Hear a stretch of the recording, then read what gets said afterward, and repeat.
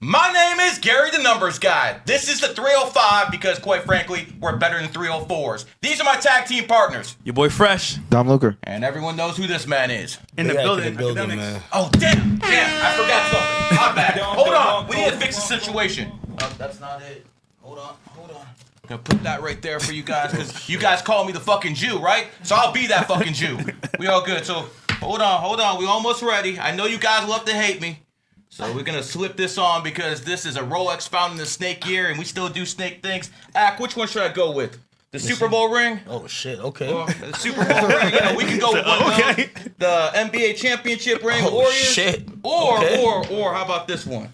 Woo! Now you gotta go with this one. What is That's this? Phillies. That's the MLB joint? Yeah. Oh, fire. You going with this one? Yeah. Hey, I'm going with him because let me tell you something. This means shit to me, but it means this would be life-changing money to you fucking incels out there. So this is my way of saying fuck you. Anyways, let's get the show started. Fresh, what are we talking about today? So listen, man. Lots been going on in the news. Man? You stepping on Who's this man's ops? Yo, y'all identify yourself in the chat. Yo. Listen, bro. That's quite a flex. But yo, Ak, you've been going viral, my boy. You've been going viral with everything. Brand risk and Lil Baby. And I'm not gonna lie, bro. When people come at Ak, I'm like, yo, what are you doing, my nigga? You don't play with Ak. Ak's gonna smoke you. He's the media and he's the instigator. It's not a smart idea. I've been doing this for 15 years. I'm gonna be honest with you. Like, I think this time around, or maybe it's because I'm not home. I'm in Miami now, and really I've been stuck here because there's a snowstorm in the Northeast. Yeah.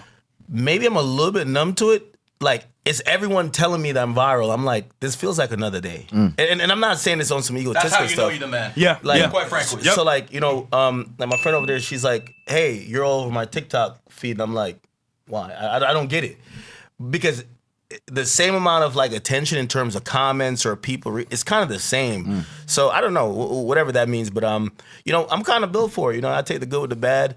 You know, I did get a couple texts. It was like, hey, you okay? And that's when I know people that don't tap in, that they're seeing something and they're checking up. But I'm like, I'm always good. Like, you know, I'm built for this life. I chose it. So listen, I have people texting me today. Yeah. And like tweeting me, yo, bring Ak on, talk about Lil Baby. So listen, I've known you for how many? 4 years now? 5 years now? Yeah. And all of Ak's enemies, either they bow down or get gone. Now, I don't mean disappear. I just mean they start trolling him.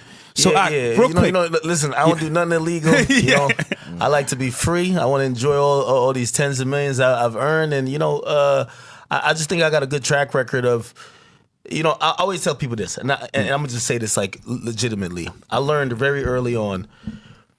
First of all, let's talk about power. One of the biggest source of power is influence. If you could influence what somebody thinks, that's real power. Power, you know, there's many different forms of it. A huge part of influence, right? Because I said that's one of the major parts of power is the media. I always tell everybody, you know, Cardi B's my friend. I tell Cardi B because she used to be going back and forth with the Shade Room. I said, don't beef with the media. The media's job, and I know people think because of social media, they don't need to care about the media. But do you really want to go against somebody like Akademiks who 365, 24/7 is going to be able to have a microphone, a blog, or something to shape a narrative about you? And keep in mind, we all know this, and especially if you guys have been doing this for a while, which I know you guys have. If something happens, the perspective on what happened or why it happened is how people think about the event. You really want to beef with that guy? I think it's always a stupid decision, but a bunch of people have tried it. It's just never turned out well. And one thing about me, I'm good with playing the long game. And I've learned that over 15 years. So Dom literally is you on X. Yeah. And this is a question for the chat as well, because they might learn from this as well. So when it comes to beef online, so Ak and I would say Dom, how should somebody approach it as a creator? Because I feel like most people nowadays, they're like, neck, bro. I feel you, but like they want to grow, they want to expand their brand. Is beef really that important to grow, you think, or no? It depends on the star for the most part. It depends on the star and how much they're loved in the industry. So if it's someone that was really well known, I don't know if those are something like Will Smith or something. If you get them to respond, if you're an absolute nobody, it can help. But it just depends on where you're trying to get in the long run, because he can make phone calls and block a lot of doors. I know Charleston White, you know, had problems with T.I. and he confirmed on camera. I think T.I. blocked a couple of them doors. So it just really depends on who the star is. But It's always an extra boost in front of people, bro. You're always going to get in front of people, depending on if you beefing with a big star. You start punching up too high up, you're gonna get some doors shut. That's simple. Like Nicki Minaj shutting doors. Yeah, well, I've always approached conflict when it comes to the social media space as evaluate where you're at, what's your stock, how you can leverage that stock, how much you matter, and what ammo you have versus what ammo they have. This is not, if you're the emotional Boys type, playing chess out here, man. you got to. Yeah. Playing chess out here. Yeah. I love beef with the emotional types, and usually, my playground is rappers, but I usually 5-0 them. You know why? Because they're emotional. A lot of them are low IQ. Sad to say, and a lot of them play the game of I'm thinking about the next 7 days, because after that they're on to something else. Sometimes I've sat back and let someone get off a headline, and I've planned for 18 months later, and 18 months later. They're now paying me hundreds of thousands of dollars. They're now coming to me one way or another. And, I don't want to call it bowing down, but I'm saying it's this meeting of the minds. But, again, for me, everything is strategic. You get what I'm saying? So, like, even this Lil Baby situation was heavy strategy from the get-go. And I think if you guys ever want to wonder about the mind of academics, just watch the next 18 months. Okay, look, the question that everyone wants to know right now. Yeah. Are you going to fight him? When is it going to be? And is he really serious about fighting you? I'm down to fight Lil Baby today. But Lil Baby don't want to fight. Lil Baby don't want to fight. Better tell Aiden to pay you. Yeah, no, the payment's gonna happen. And by the way, I even told him, I said, listen, I'll agree in principle to certain stuff. Like, whatever you pay him, I get it. He's, definitely a higher profile person than me, but I'll take half. And so if you pay him $10 million, I'll take 5. And really, like, I would probably be a little bit more, intimate with the negotiations, but I know he won't agree to that. So we're at the stage of two men trying to act like they're not pussy. Now, the thing is, I'm down to get in the ring because there's no loss for me, even if I get knocked out. Yeah. There's a True. loss for him. He won't ever get in the ring with me. So in reality, that's what I'm saying. I'm going to show you the first rule of dealing with a rapper. They live and die on their reputation. So now he fucked up by saying, I'm down to fight academics. All right, well, I accept all terms. All terms. Checkmate. All terms. So now he has to find a way how to back out of this because he doesn't want to do it. Right? He doesn't want to do it. Remember, I think he has a 30% chance of winning and looking good, which is he gets in the ring with me, he knocks me the fuck out, and they're like, yo, you ended this guy. And even then, he didn't end me because nobody expects me to win. Yeah. Underdog. The 70% that he's risking, if I knock him out, It's over. I'm the king of Atlanta because I really want to. I'm gonna tell Aiden this. I want to do the fight. We could do it here because I want people to say I'm throwing new things in it. But I'm so down for whatever Lil Baby want to do. We could build a ring in Atlanta in the hood and we could fight there. But if I knock him out, I'm the king of Atlanta. That's crazy. But here's the thing. The thing with most gangsters is that, like, with the introduction of guns and now that you got money that you could control like 15 dudes or 500 dudes that don't make, like, these guys are broke. They're living on government assistance. You get to rap like you're Pablo Escobar, like you're the toughest guy. But if you didn't have 50 dudes with you, you're a talking punk. like that. Yeah. Right? So, like, the best way, and I tell everybody, when a rapper starts talking crazy to you, challenge him to a fight. I've seen it work with the best of them. Rest in peace, Nipsey Hussle. He was talking crazy to a guy who did the weather, and you know how people think, oh, you're square, you do the weather, you have a corporate job. I'm a gangster. The guy said, yo, we could do MMA. The guy actually was practicing MMA for a while. Goddamn. Nipsey stopped talking about fighting. We haven't seen these gangsters use these. Actually, we don't even see them use this. They use this and pay other people to try to get their shit done. Lil Durk. They good at lip boxing. So here's the thing. We're in an era now where money is accessible to everybody.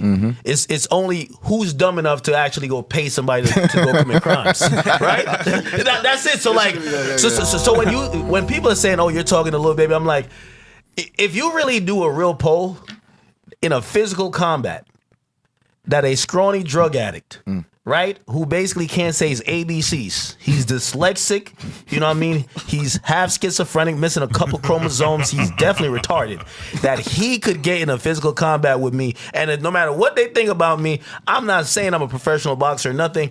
If we were locked in a room and only one man could walk out alive, who do you think would walk out But alive? you're Jamaican, bro. You no, got an no, island Hold power. on.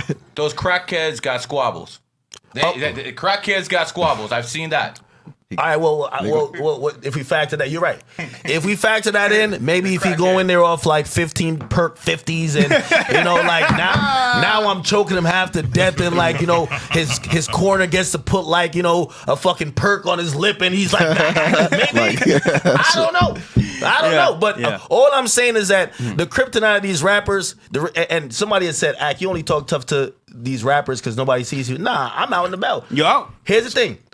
I talk tough to these guys because I don't think if they didn't have their crew, they could back it up.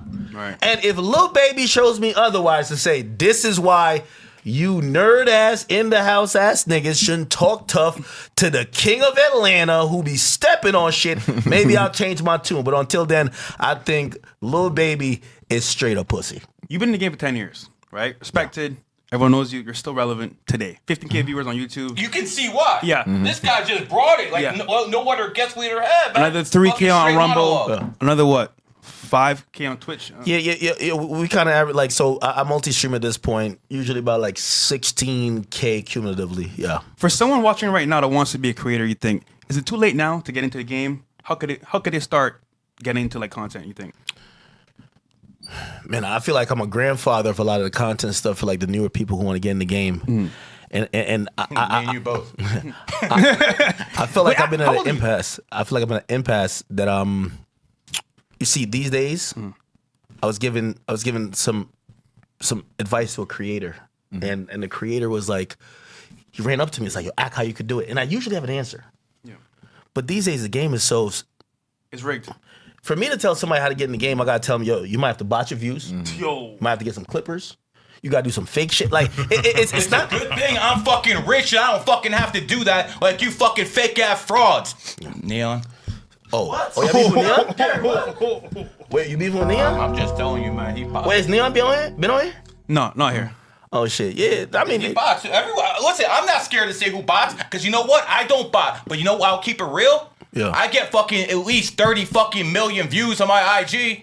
Got at least 8 fucking million on my fucking YouTube. Oh shit. So again, I'm not like you, brother. You got you Yo, you go the up. man when it comes to this. But I fucking own TikTok. there you go. I got fucking Oh, yeah. 12 billion fucking views, and guess who the fuck is going to fucking TikTok headquarters? We taking that shit over now. Let's go. That shit's mine now. The blacks, Enough games. The blacks I and like the when Jews. people talking shit. I like it. Come on, blacks let's and keep the it going. Jews. Okay, let me ask you something, Yeah, man, yeah, because yeah. I want to ask you some real. Yeah. He's been in the game since 2023. You've been in it since 2020. I've been in it since 2023. My man, you've been in here for 10, 15 years. How the fuck have you stayed relevant for that long? That's what the fucking people want to know. How have you stayed relevant that long? The answer might not suit most people who are down to get in this. I've stayed relevant by not treating this as a job. This is my life.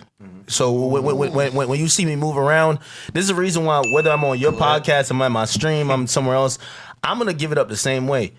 I'm not like some people are performative. Like, again, you know, I seen people even with the Lil Baby thing, right? So the genesis of that is that me and him, we had a conversation as men.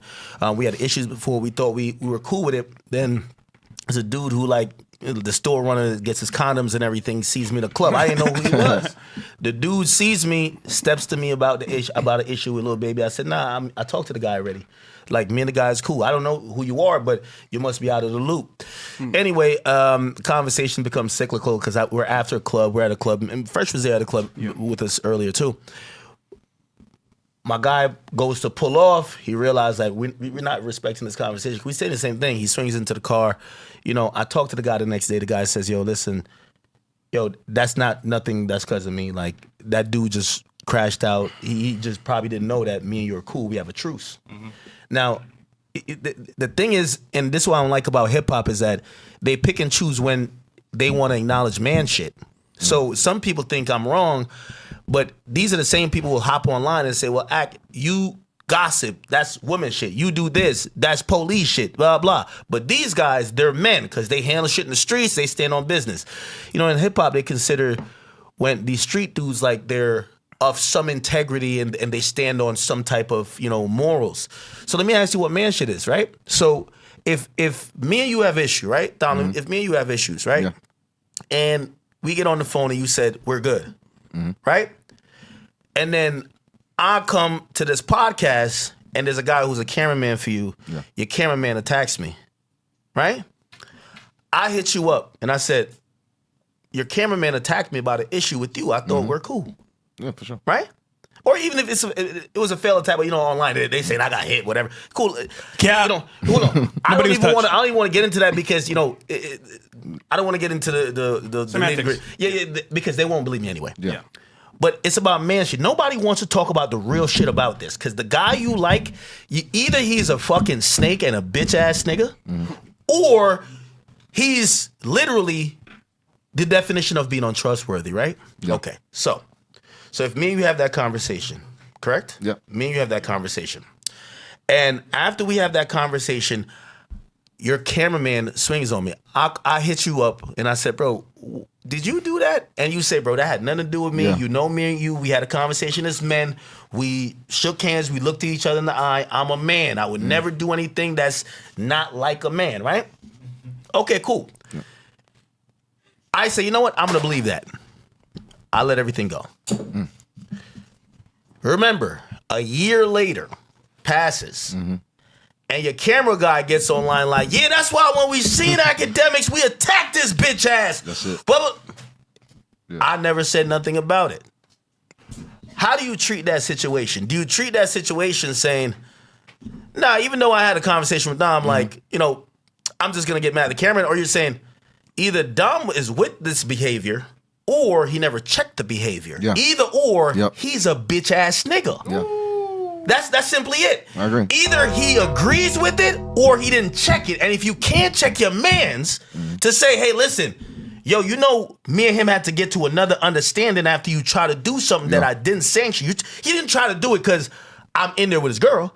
He tried to do it on the strength of Lil Baby. Yes, yeah. So I said, if you didn't check your mans, or maybe silently you approve of it, regardless, I don't care which one it is, you're the bitch. So when people say, yo, why are you going back up with him on it? I'm talking man shit. Yeah. All of the street dudes, you know, they don't like me. Yeah. They have changed the conversation. This ain't about man shit no more. They're like, yo, man, why are we talking about integrity now? Yeah. Like, yo, why you ain't killed the guy? Nobody expects me to kill nobody. I'm Akademiks. Yeah. But you don't expect me now to...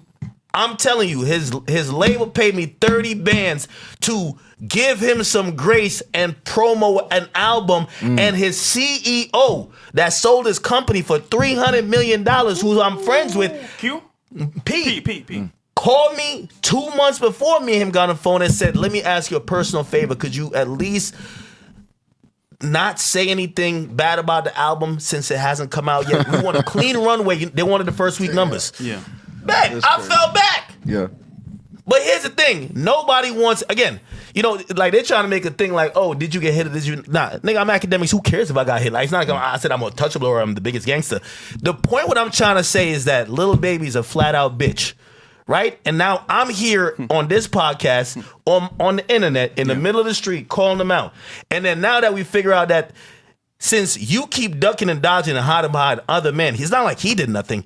I'm calling you out. Let me and you go handle our issues, not on the phone this time because you needed to get your album sold. Let's handle our issues like men in a ring. After that time, we could just go our separate ways. We're both going to get paid. He says he agreed in principle. My job is to make sure he doesn't back out. If he wants to fight in Poland, I'll go. He wants to fight on Elon Musk's spaceship, I'll do it. He wants to fight 10,000 feet underwater, I'll go there. If he wants me to drop 50 pounds, I will. Me and Lil Baby got to get in that ring and see each other as men. Yeah. But the thing is, what people don't want to accept about their favorite gangster rapper is that they're good at their chat GPT for rhymes. They're not like that personally. They got money, they fuel violence, but they're not violent. So we want to see Lil Baby get violent. I have said publicly, fuck him, fuck whatever he got going on, his family, whatever to make him get violent with me personally.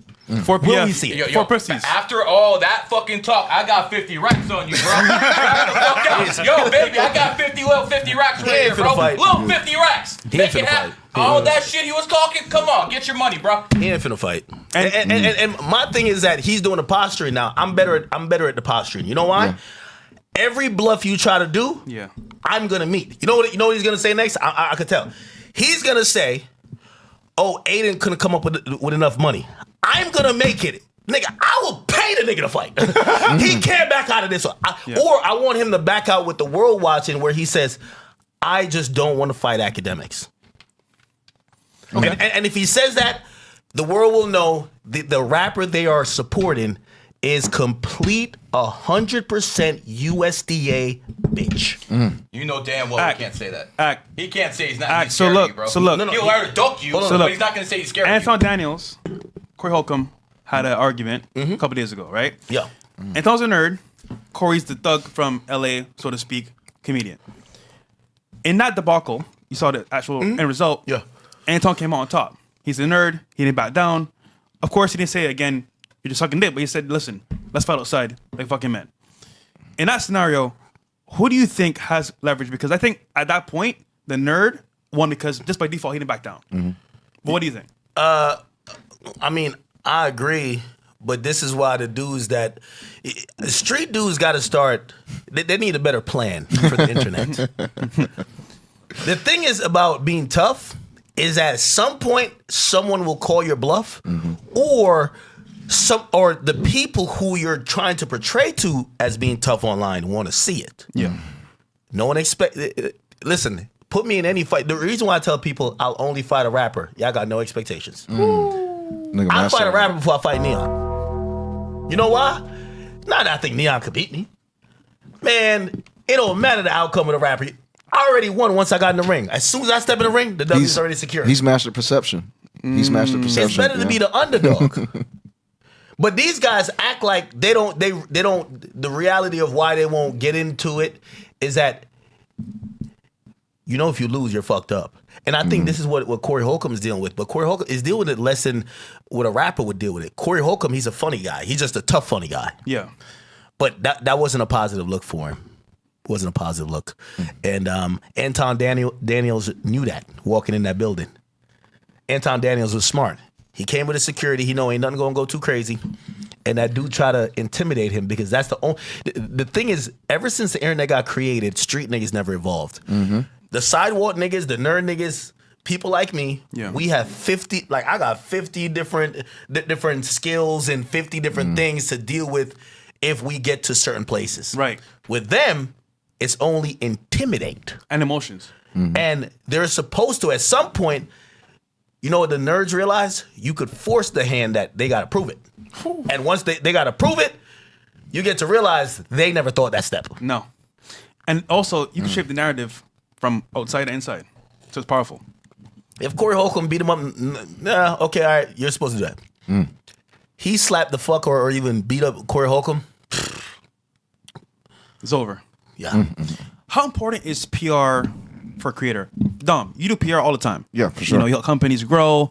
You post content. How important is PR? I think so, and I like something he mentioned. It's more important for the old guard, for the rappers from the past, or either street niggas. It would be more important for them. Not really more so with creators. I mean, even like Clav, look at the shit he can do on camera and still elevate.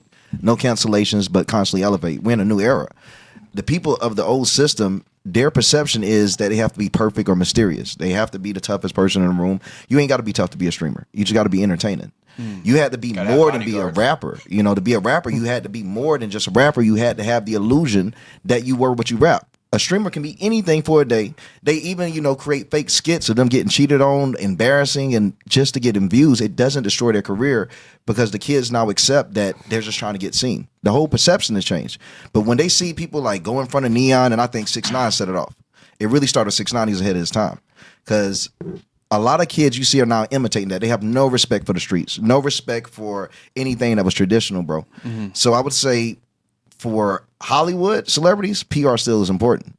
They have no respect for themselves. They're out here willing to embarrass themselves for views because they have no talent. no charisma, no life skills. So they got to go to the bottom of the barrel to get views. But you know what the interesting part is? When you go to the low-hanging fruit, you can't make any money. Psych. Dumbasses. They can't, but they get seen more though. So I do agree. Advertisers have a harder time, getting their money back, their proceeds back from streamers. But they're seen more than rappers. They're seen a whole lot more than rappers are, at least from the youth. They have access to the youth, and I can even see now that more kids, at least in my opinion, and you've been in hip hop for a while, more kids are now saying they want to be streamers. My whole time in America, bro, everyone has always said they wanted to be a rapper growing up, and now I'm seeing young niggas say, I want to be Kai, I want to be Speed. It was always a rapper, bro. It was always Lil Wayne. It was always Drake. It was never anything in between. I actually have a slight disagreement with what you're saying. PR does matter. It's just that it doesn't matter for under a certain level. When you get to Kai Cenat level, PR matters. Let me tell you this. Aiden's my man, but the reason why Sneako and Myron didn't get the brand risk is PR.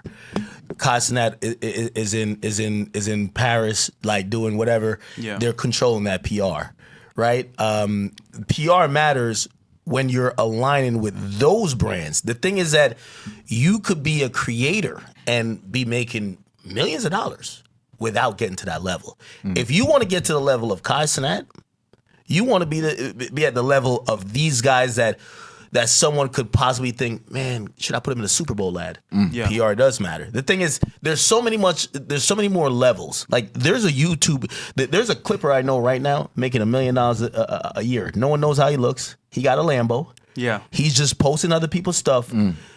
He don't care about PR. He might put out something fake. He don't got to apologize. He doesn't care. But at the upper echelon, like when Kai Cenat is like a movie star. Yeah. Kai Cenat right now, he's going through a PR crisis, if you ask me. Kai Cenat, for the very first time, I think people are looking at him like, yo, we were looking at you like a damsel in distress. Even with him tweeting out, I'm single. And then they quietly seeded out the story like, oh, I got cheated on. It's supposed to make him a victim. Now they realizing that story cap. So now, you play into the story. That's that fake shit. That's a PR crisis. Because, again, at the upper echelon, you got to remain true to your audience, but clean enough for brands. Like, at my level, like, I ain't gonna lie to you, I'd be surprised if Nike was on the phone for me. So, like, I'm just thugging. I'm thugging. Like, it's whatever. Yeah. But for him, he got to make sure they're doing a lot of PR shit to keep him sanitized. Also, we got to thank the guy, Backdoor Ty. Because he's the one that set up Kai. Once again, yo, what's wrong with this nigga, bro? Says to everybody, you, Kai, is he really a good person?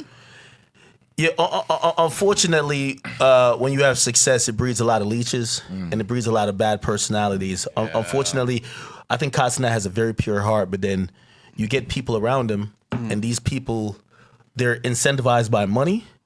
And I've been there, not to Kai's level, but I've been there where people have infiltrated my circle. And they're motivated by the wrong things, and they have the wrong intentions for me. But I might see one trait in them, like you know. I think Backdoor Ty, and we're talking about Ty Lil. You know who I think he is? He's the guy that you think is your friend and has your best interest.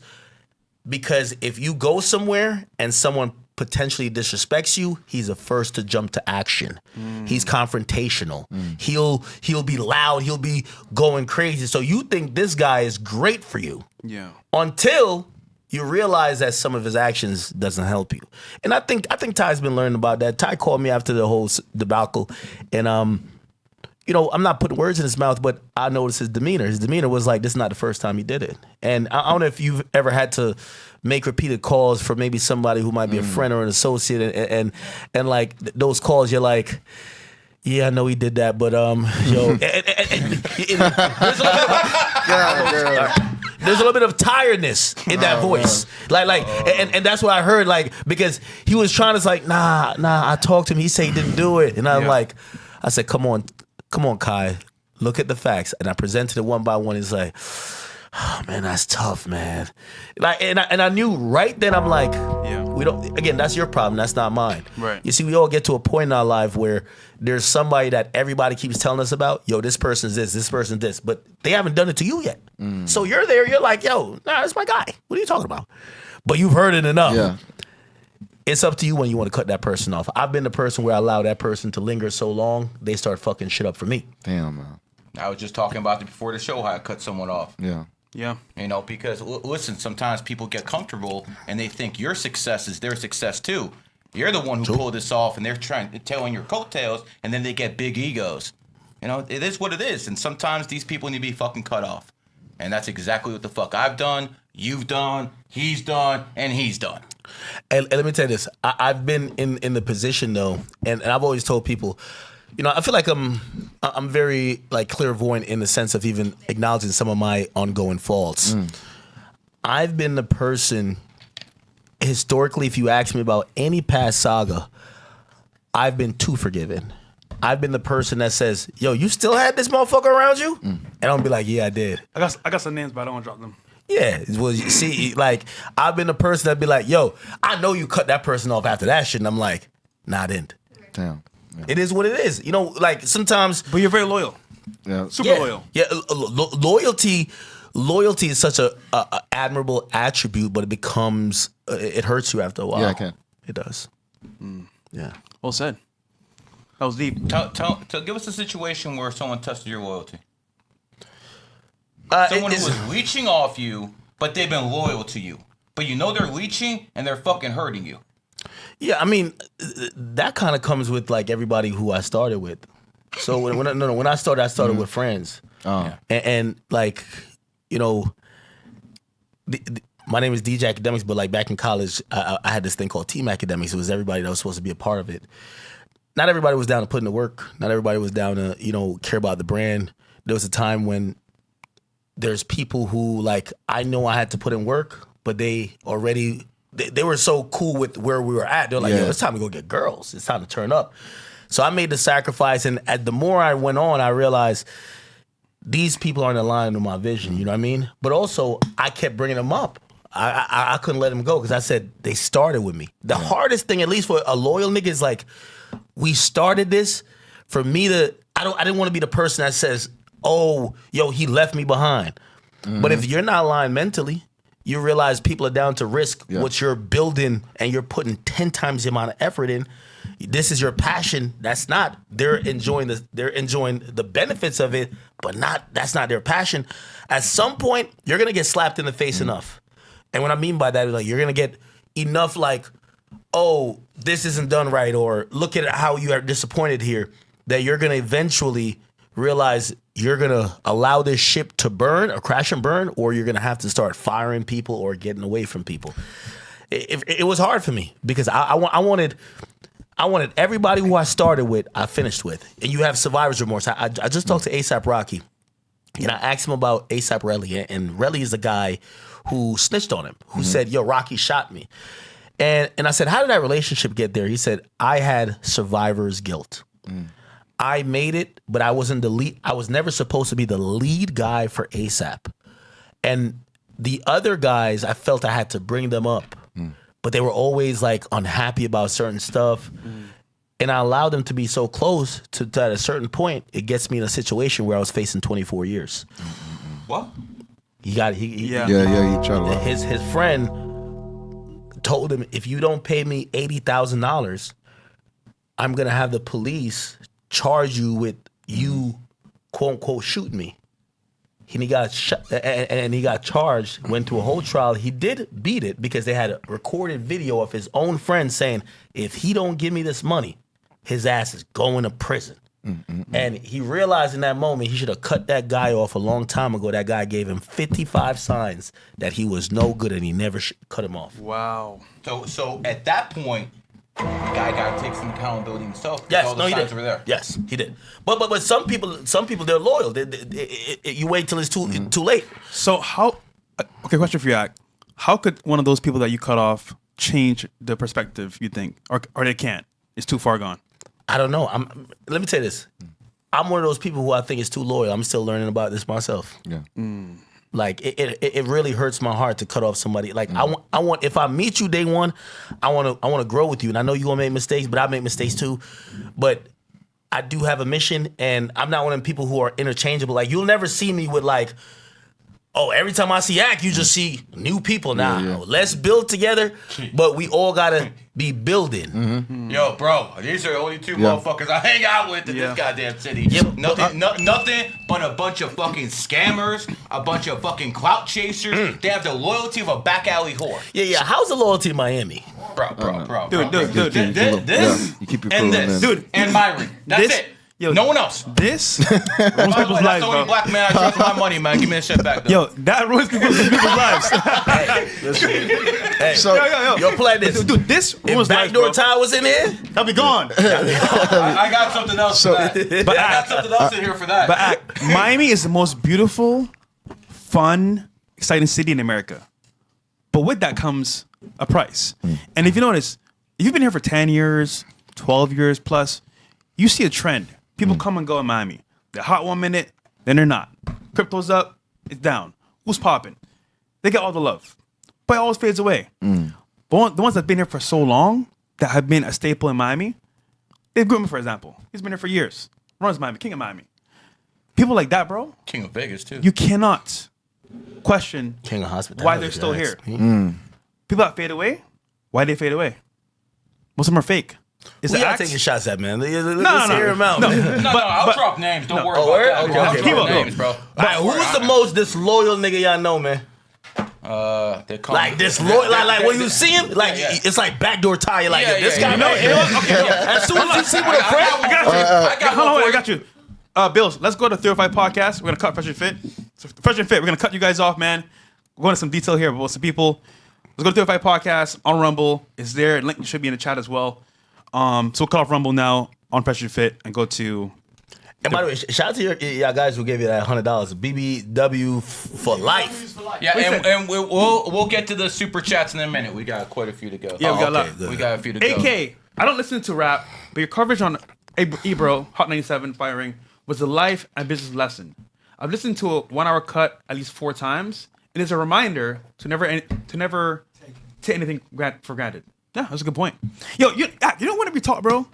I'm not listening for entertainment. I'm listening for the education. Because when me, it's like, yo, I have the experience. He knows the background. He knows what's happening on the back end and the front end. So it's like, okay, I'm going to take all this information, dissect it, and say, yo, I can speak about it. Guess what? You don't get that on the videos. You get like the service level, and that's it. Hey, let me tell you this. Yep. You see what he's talking about, people realize how very minuscule things really matter. When I gave that rant, it was about, I met him at a time that I was trying to get on. He completely shitted on me and shitted on the avenue I went on. I became the guy grossing over $10 million a year doing Let's go. doing hip hop Let's content. go. He became the guy Fuck I'm getting talking about. $500,000 a year, but then getting escorted out of the building. Yeah. It wasn't even about money necessarily. It was about character, and it was about being loyal. Like, for example, the reason why I'm here is that Fresh has always been a great guy to me, and I know some people that, they say whatever about my man Fresh. Yeah. Fresh met me like 4 or 5 years ago at a party and came up to me. Ever since then, and this is why you see a lot of things come to fruition. He's been a solid person. Hey, Ak, you need something? I got you. I'm going to help you. But it always goes both ways. You see a snake or someone who's a leech, they extract, they never give. I come here. It's a snowstorm happening in the Northeast. I can't really get back. I wanted to stream. Last night, I needed to stream last minute. You know what Fresh says? Come use my studio. I got you. Whatever you need, I got you. Hey, I don't care if I'm super viral or I'm not super viral. Fresh is building 305 podcasts. You guys going off recently.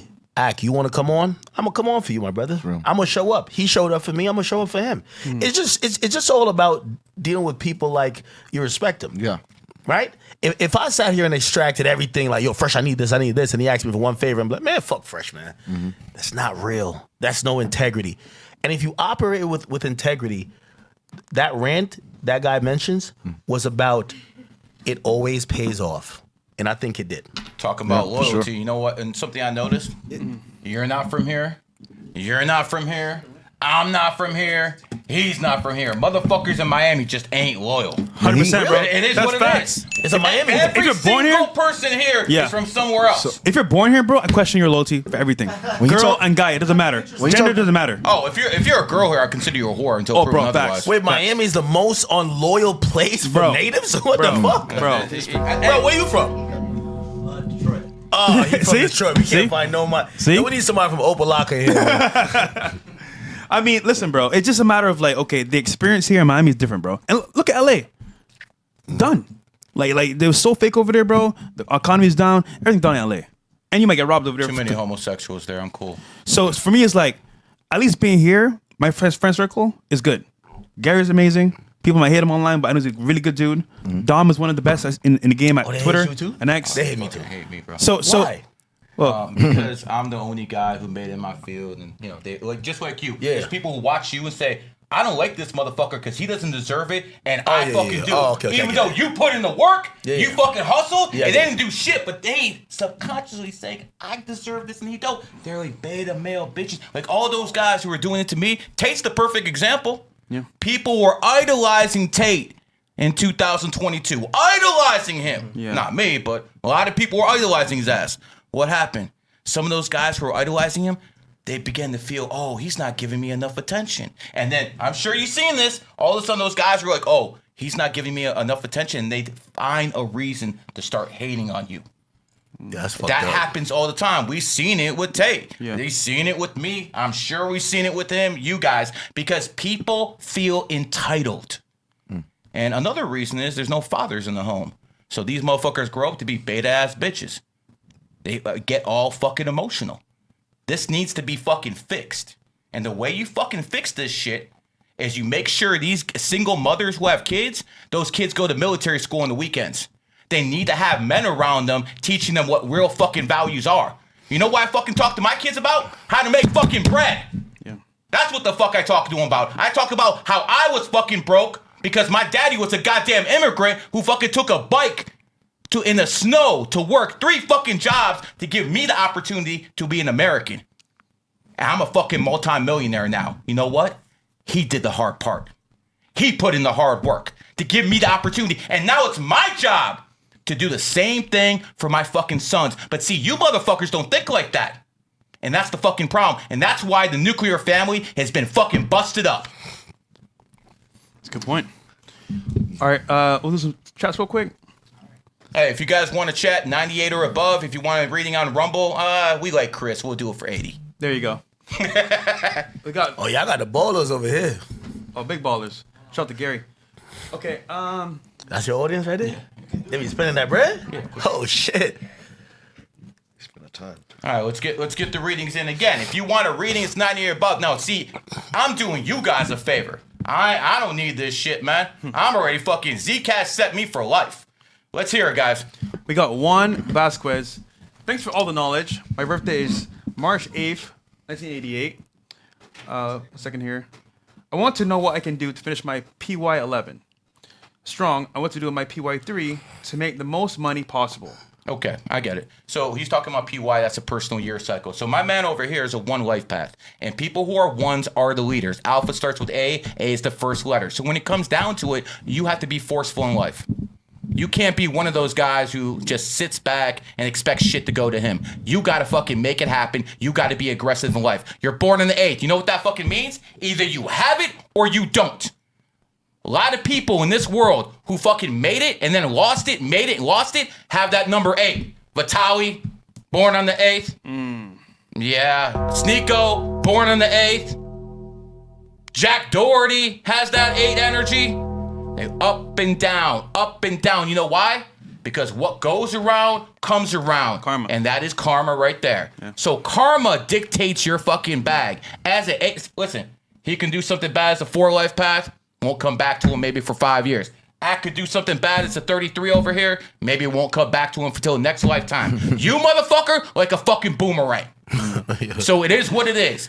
And one more thing. As a 1 life path, do not drink. Alcohol is haram, especially for fucking 1s. Haram! You know, other people might be able to do it, but not for a 1. All right. and how to navigate in your 3. Right now, you're in the 11-year cycle. In 11-year cycles, people get real emotional. In 3-year cycles, ask this guy right here. What happened in your 3-year cycle? You can't fucking sit still anymore. I gotta go outside, network, meet people. I can't stay down. I can't. And that is what the number 3 is for. 3 is the number of communication. Communication starts with C. C is the 3rd letter. So when you're in a 3-year cycle, networking. Next. We got here Arlene, date of birth January 26, 1984. I want to know what to do on for this year and any other insightful info you can throw my way. Many thanks. I want to know what to do. Well, I mean, Nobel, look it up if that's a pig or a rat because it's right there on the cusp. So Arlene before I TX. go into that, again, what do we have? I want the chat to notice things. 8 is the number of money. So when people born on the 8th, 17th, 1 in 7 is 8, or 26th, they have money. Look at the first 2 donations. 8, 26. This is what the fuck I'm talking about. Look, there's not that many black billionaires in the world. There just isn't. But Kanye West, born on the 8th, got that bag. Michael Jordan, born on the 17th, got that fucking bag. Numbers dictate because this is a virtual fucking reality. And numerology is the fucking cheat code. Which one is it? Okay, so you're born in Year of the Pig. Your enemy year is coming to an end. Wes Watson got hit this year. Meg Thee Stallion got hit this year. Hell, Patrick Mahomes tore his ACL. The best quarterback in the NFL this decade got fucked up in his enemy year, just like the fuck I said he would. You know, I do fantasy football lists for people in the very beginning of the year. I put Patrick Mahomes as a D+. These people looked at me and like, are you fucking nuts? This is the best quarterback in the past 10 years. Hey, enemy year, motherfucker. Okay? So, and by the way, they didn't even make the playoffs. Just like I said, they won. So when it comes down to it, when you're in your enemy year, lay low. Good news is enemy year is over in about 20 some days, and then the rats start getting hit. The people born in 1972, 1980, the rats. Oh, that's Atlanta. That's Atlanta. Okay, that was good, man. But speaking of that, 1984, LeBron James. You about to pay the piper. You're born in 1996. You who's that? Who's that motherfucker in the Boston Celtics? Brown. Jaylen Brown. You're born 1986. Sorry, pimp. It's not going to work out for you. And you know the interesting thing about Jaylen Brown? Just like you're born on the 23rd and you made it big in 2023, Jaylen Brown's born on the 24th. He won the NBA title in 2024 and he was the MVP. Numerology, baby. So going back to you, enemy year is about to be over in 20 days. Your good year starts in 2027. So you got a year to prepare for that cycle that's going to be very positive. You're a pig. Your best friend is the goat. In goat years, pigs dominate. That's what I would do if I were you. Next. We got Mad Mods. Yeah, you got some signs here, huh? Yeah. It works. My man cooking. He knows November all of 10th, it. 85. Hey, Gary, since you're a fire snake, will it matter if we make kids that are fixated to their element? So with Chinese signs. For instance, I can make a metal rooster in 2030 and fire snake 2037, but not an earth ox in 33 to 34. Yeah. Listen, pimp. It's once every 12 years when it comes down to it. One sign every 12 years. But there's 5 elements in total. So that means once every 60 years, you will reach that element. I'll give you an example. The horse is the biggest rebel out there. No one is more of a rebel than a horse. Myron Gaines is a horse. When it comes down to it, people who are horses, they are rebels. So the Japanese emperor back in the 1700s, he would literally kill every baby born in a horse year. Why? Because he didn't want a rebellion. That's why they did it. And by the way, you guys ever hear of something called Nelson Mandela? Yep. Nelson Mandela was born in a horse year. That stubborn motherfucker spent 27 years in prison. Imagine this, Ak. You're in prison for 7 years. 7 years you're in prison. The authorities come to you with the deal. All you got to do is sign this piece of paper says you renounce violence. Nothing else. Motherfucker said no. He said no to fucking his wife. He said no to seeing his kids. He said no to being a free man because he was that fucking stubborn. That's how horses are. They're extremely fucking stubborn people. And if you guys know anyone born 1990, 1978, 2002, guess what? Next year, February 17th, when the year of the horse starts, that's when they take over. People who are born in horse years, people who are born in dog years. This motherfucker right here, you think he did something this fucking year? Wait till the goddamn fucking horse year starts. Bro, I want to fucking flex on these people already. Tell me what the fuck you're gonna do. Yeah, but guess what? Fucking hate them more when it happens. So, Pretty soon. bro. Pretty soon. Sure. You don't even know. You don't even know what I do from behind the scenes. You think I'm just a king of numerology, brother. I run fucking shit from behind the scenes. You about to fucking see it real soon. Anyways, let's see. Anything else with that one? You're an 8 life path, brother. See? Again, 3 in a row. Yeah. First one born on the 8th. Second one born on the 17th. And this one an 8 life path in total. I mean, come on, bro. I know what the fuck I'm doing. Could we do a little spin-off here? Could we give Ak a reading? We'll do it at the end of the show, man. Okay. Let's keep it going a little bit. You know what I'm saying? I'm watching y'all cook still. You know what I mean? I'm like, yo, y'all putting these people on science. No, it is what it is, man. Listen, if you're asking me when you should have a kid, I would probably say 2033, the year of the ox, to match your energy, or 2029, the year of the rooster. Those are the signs that do best with people who are oxes. The only other sign is a rat, and that's 2032. So you got some time, brother. All right, next. We got Isa Cardonis says, one second here. Birthday. Okay. Fuck. LOL. Give me a brutal. Yo, Look. I want you to understand something, man, okay? Listen to me. Look at my eyes here. I am not psychic, okay? I need a birthday to work off. So if you guys don't give me a birthday, I can't fucking do anything. See how that works? All right, appreciate the donation, though. Hold on, we got it. We got it. Oh, we got it? I was about to say I'm about to zerker her. Fuck. LOL. Give me a brutally honest opinion of this woman. 425-98. 425, 1998. And he's 11-18-96. Okay, so here's the problem with she's a tiger. And tiger women are extremely beautiful, but they're very, very aggressive type of women. Amber Heard was whooping on Johnny Depp, and she fucking said Johnny was whooping on her. Amber Heard is a tiger, okay? This is what tigers do. Do you remember a guy by the name of Ray Rice? He was a running back for the Baltimore Ravens. Yeah. Okay, so he got caught hitting somebody, his girlfriend, in the elevator. He's a tiger. The part they didn't show you was that she hit him first. You understand how? So tiger women can be extremely violent. Second, she's born with 11 energy. So she's an emotional and she's impulsive. Now, she's extremely good looking. She got that fucking hourglass body. I fucking see it right there with the birthday. But you got to ask yourself if that good looking, I would say about 8.5 piece. Well, she's in Miami, probably 7.5, but she's up there. Is she worth that emotional trauma she's going to put you through? Because I promise you she will. Hey, maybe I missed a little bit. So I don't know this numerology shit like this, but how could I figure out if somebody Amber Heard now? Like,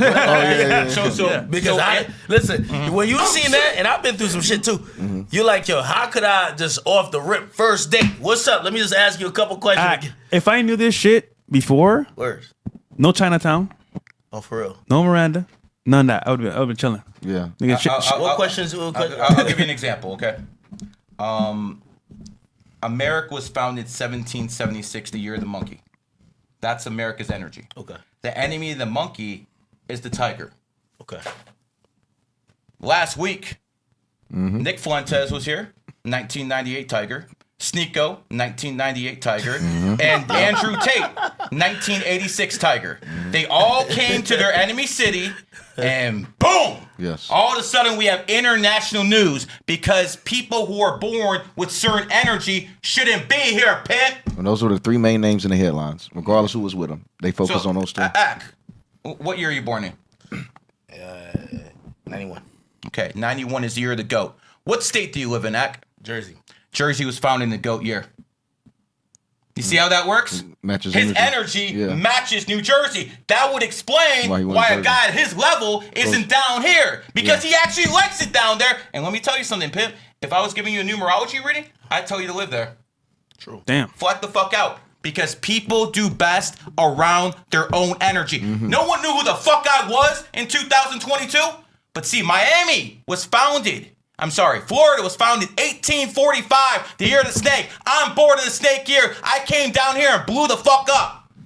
And I fucking expected to, because this state matches my energy, just like his state matches his energy. Even though it's kind of a shithole, it still matches your energy. It's still Jersey. So. Yeah, Jersey. You know what I'm saying? Anyways, let's see. Did I finish that one? Yeah. Yeah, okay. Let's go to the next one. It's this one. Hey, by the way, if you're watching and you're saying, damn, what the hell is going on here? We actually make money here. All right, you guys don't get fucking $2 chatters. I remember there's this one super influencer who was in Spain last year, and he was begging his super chat to give him $2 to get a bike, and he couldn't get $2 from his broke ass fucking super chat. Over y'all here, got the borders in here, huh? Over here, I got a fucking stack already. This is how we do it here. This is the 305. What is 305? 3058. This fucking podcast meant to make money. All right, who's next? Facts. We got Tegan Wolf. He says 05/24/2002, married June 13th, 2003. About to have my first son. Due date is 4/19/26. Considering C-section because of you. Started my business in life insurance for my brother, 8/24/94. Okay, we can stop it there. First of all, my man, I congratulate you on being born in 2022 and having a baby in 2026. Horse. I like it. Let me tell you what I don't like. You said you're going to have your C-section on the 19th? What are you, out your fucking mind? 19 is a number of bad health. Why do you think they called it COVID-19? Why do you think it's the 19th fucking amendment?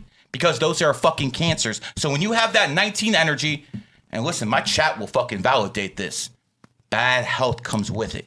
Why would you want to bring a child in this world with bad health? This is actually kind of personal to me. My kid was born in 2013, and the doctor scheduled him for 2/19/2013. I looked at that day, I'm like, no, it's not happening. I went in with those doctors, and I fucking said, under no circumstances is my wife having a C-section that day. They were telling my wife I'm playing games with her life, all sorts of shit. At the end of the day, I got my way. My kid was born on the 21st. Here's the key. When you're a new parent, you get like a special access code to go to the, where they keep all the babies. And there was this, when I was visiting my baby, there's another baby there in the incubator. Something's wrong with its health. I asked the person, what's the birthday? And they're like, oh, we can't tell you. Then one of the parents walked in. I'm like, what's the birthday? They said 2/19. Matrix tried to set me up for a loss. But because I understood numerology, I said, fuck you, Matrix. And I got a real fucking healthy kid. And by the way, my kid, my 12-year-old, is going the I Show Speed route. I Show Speed's the biggest guy out there, by far, right? Yeah. I Show Speed is born in the year of the monkey, and he started streaming in 2016, the year of the monkey. So my kid, who is 12 years old, just like I Show Speed, just started streaming this year. And he's born in the year of the snake, and this is the year of the snake. And by the way, a little selfish plug for my boy, Crusher 1133 on YouTube. Let's get my man over 1,000 so I can teach him about capitalism real fucking young, man. That's how you do it. Real quick. Could you give us... Oh, let me finish. I didn't finish this reading. Cool. My man Rock, man. I ain't gonna lie. My man cooking right now. 213, that's the other person. So you have a 6. Yeah, you actually want... Oh, that's where you got married. Being married on a 6 energy day is good. Like, for instance, all you guys say there's no good women out there, and I agree, they're mostly whores, especially if they're fucking American. But if they're born on the 6th, 15th, 24th, they're going to want to have a family. They're going to want a family because 6 is the number of home and family. So I hope that helps you out. Let's go to the next one, and then we'll come back to readings. We still got a podcast to do. We got Rag660 Because says... I'll never stop, bro. It won't ever stop. Thanks for the knowledge the last 3 to 4 years. Been awesome applying it. This one is 7/27/99, heading to my 8th personal year. Okay, so you're an 8, about to be in your 8th personal year. What the fuck does that mean? Make that bag. Dom. Yes. You were in a 7th personal year last year, right? Yeah, I lost, like, pretty much, goddamn, almost retired. Shit. Okay. Yeah, you fucking took L's. Yeah. Remember us talking on the phone? Yeah. Remember me telling you when that 8-year cycle hits, you're going to start making money? Yeah, it's the most money through this cycle. Yeah, it's the most money I made in my life. So this man over here is in the 8-year cycle, and he just made the most money he did in his life. I was just in my 8-year cycle. Just on Zcash, I had 8 figures alone. So this is what I'm trying to tell you. In an 8 personal year, you don't fucking sleep. You don't do anything. This is on your fucking mind. Get your fucking bag, because guess what? 9 year ain't gonna be the same. 1 year ain't gonna be the same. 8 is about money. That's why the fucking Chinese started Olympic Games on 8/8/2008 at exactly 8:08 p.m. Think that's a coincidence? You're a fucking moron. Yo, Act, back to you, brother, because they want to see you cook too. We need the Mount Rushmore. I'm learning about this shit. I let my boy cook one more time. Wait. You gotta get that male born in 2002 right there. All right, we got you want to take a quick break? I'll do one more. We got WLDVSN male born June 20th, 2002. Auto Tech looking into getting into Gain 28. Sorry, joining Gain 28 on February 17th, 26th or 28. Looking for insight on how I should spend this year going forward. P.S. I never donated a cent to a streamer, and I hate spending money. Oh shit! There you go. Well, I mean, shit, I'm happy you got me to open your legs, All good, man. Appreciate the money, man. Listen. Let's make this clear, man. It's okay to give it to me, man. I'm a magnet for it, so, it's all good. You're born in the year of the horse. Horses are all about work. So here's the thing. After February 17th of this year, when the Chinese lunar year cycle changes to the year of the horse, every single one of us has to work more. You have to get within the energy. Even my ass is going to try to get in a little better shape. Why? Not because I care, because I'm going with the energy. Wow, I'm impressed. That's how the fuck it works. I'm impressed, bro. You always go with the energy. That's how the game works. In the snake year, what did I do all year? I made nothing but behind the scenes connections. They have no idea. How many billionaires have I introduced you to this year? 2? Yo. Y'all think Gary's kidding. I know billionaires. He does too, but yo, I'm not gonna lie. His network is extensive. And listen to what he got to say.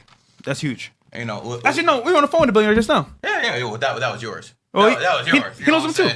That was yours. Listen, there's 3,200 billionaires on the planet. I've given a reading to about 100 of them. Definitely. Okay. As a matter of fact, we have a good friend in common. Believe her name is Cleopatra. Oh, okay. XXT show. Yeah. Man, and shout out to her. Oh yeah, she gave me the right to do a podcast with her. Yeah. She never gave anyone the right except maybe Netflix.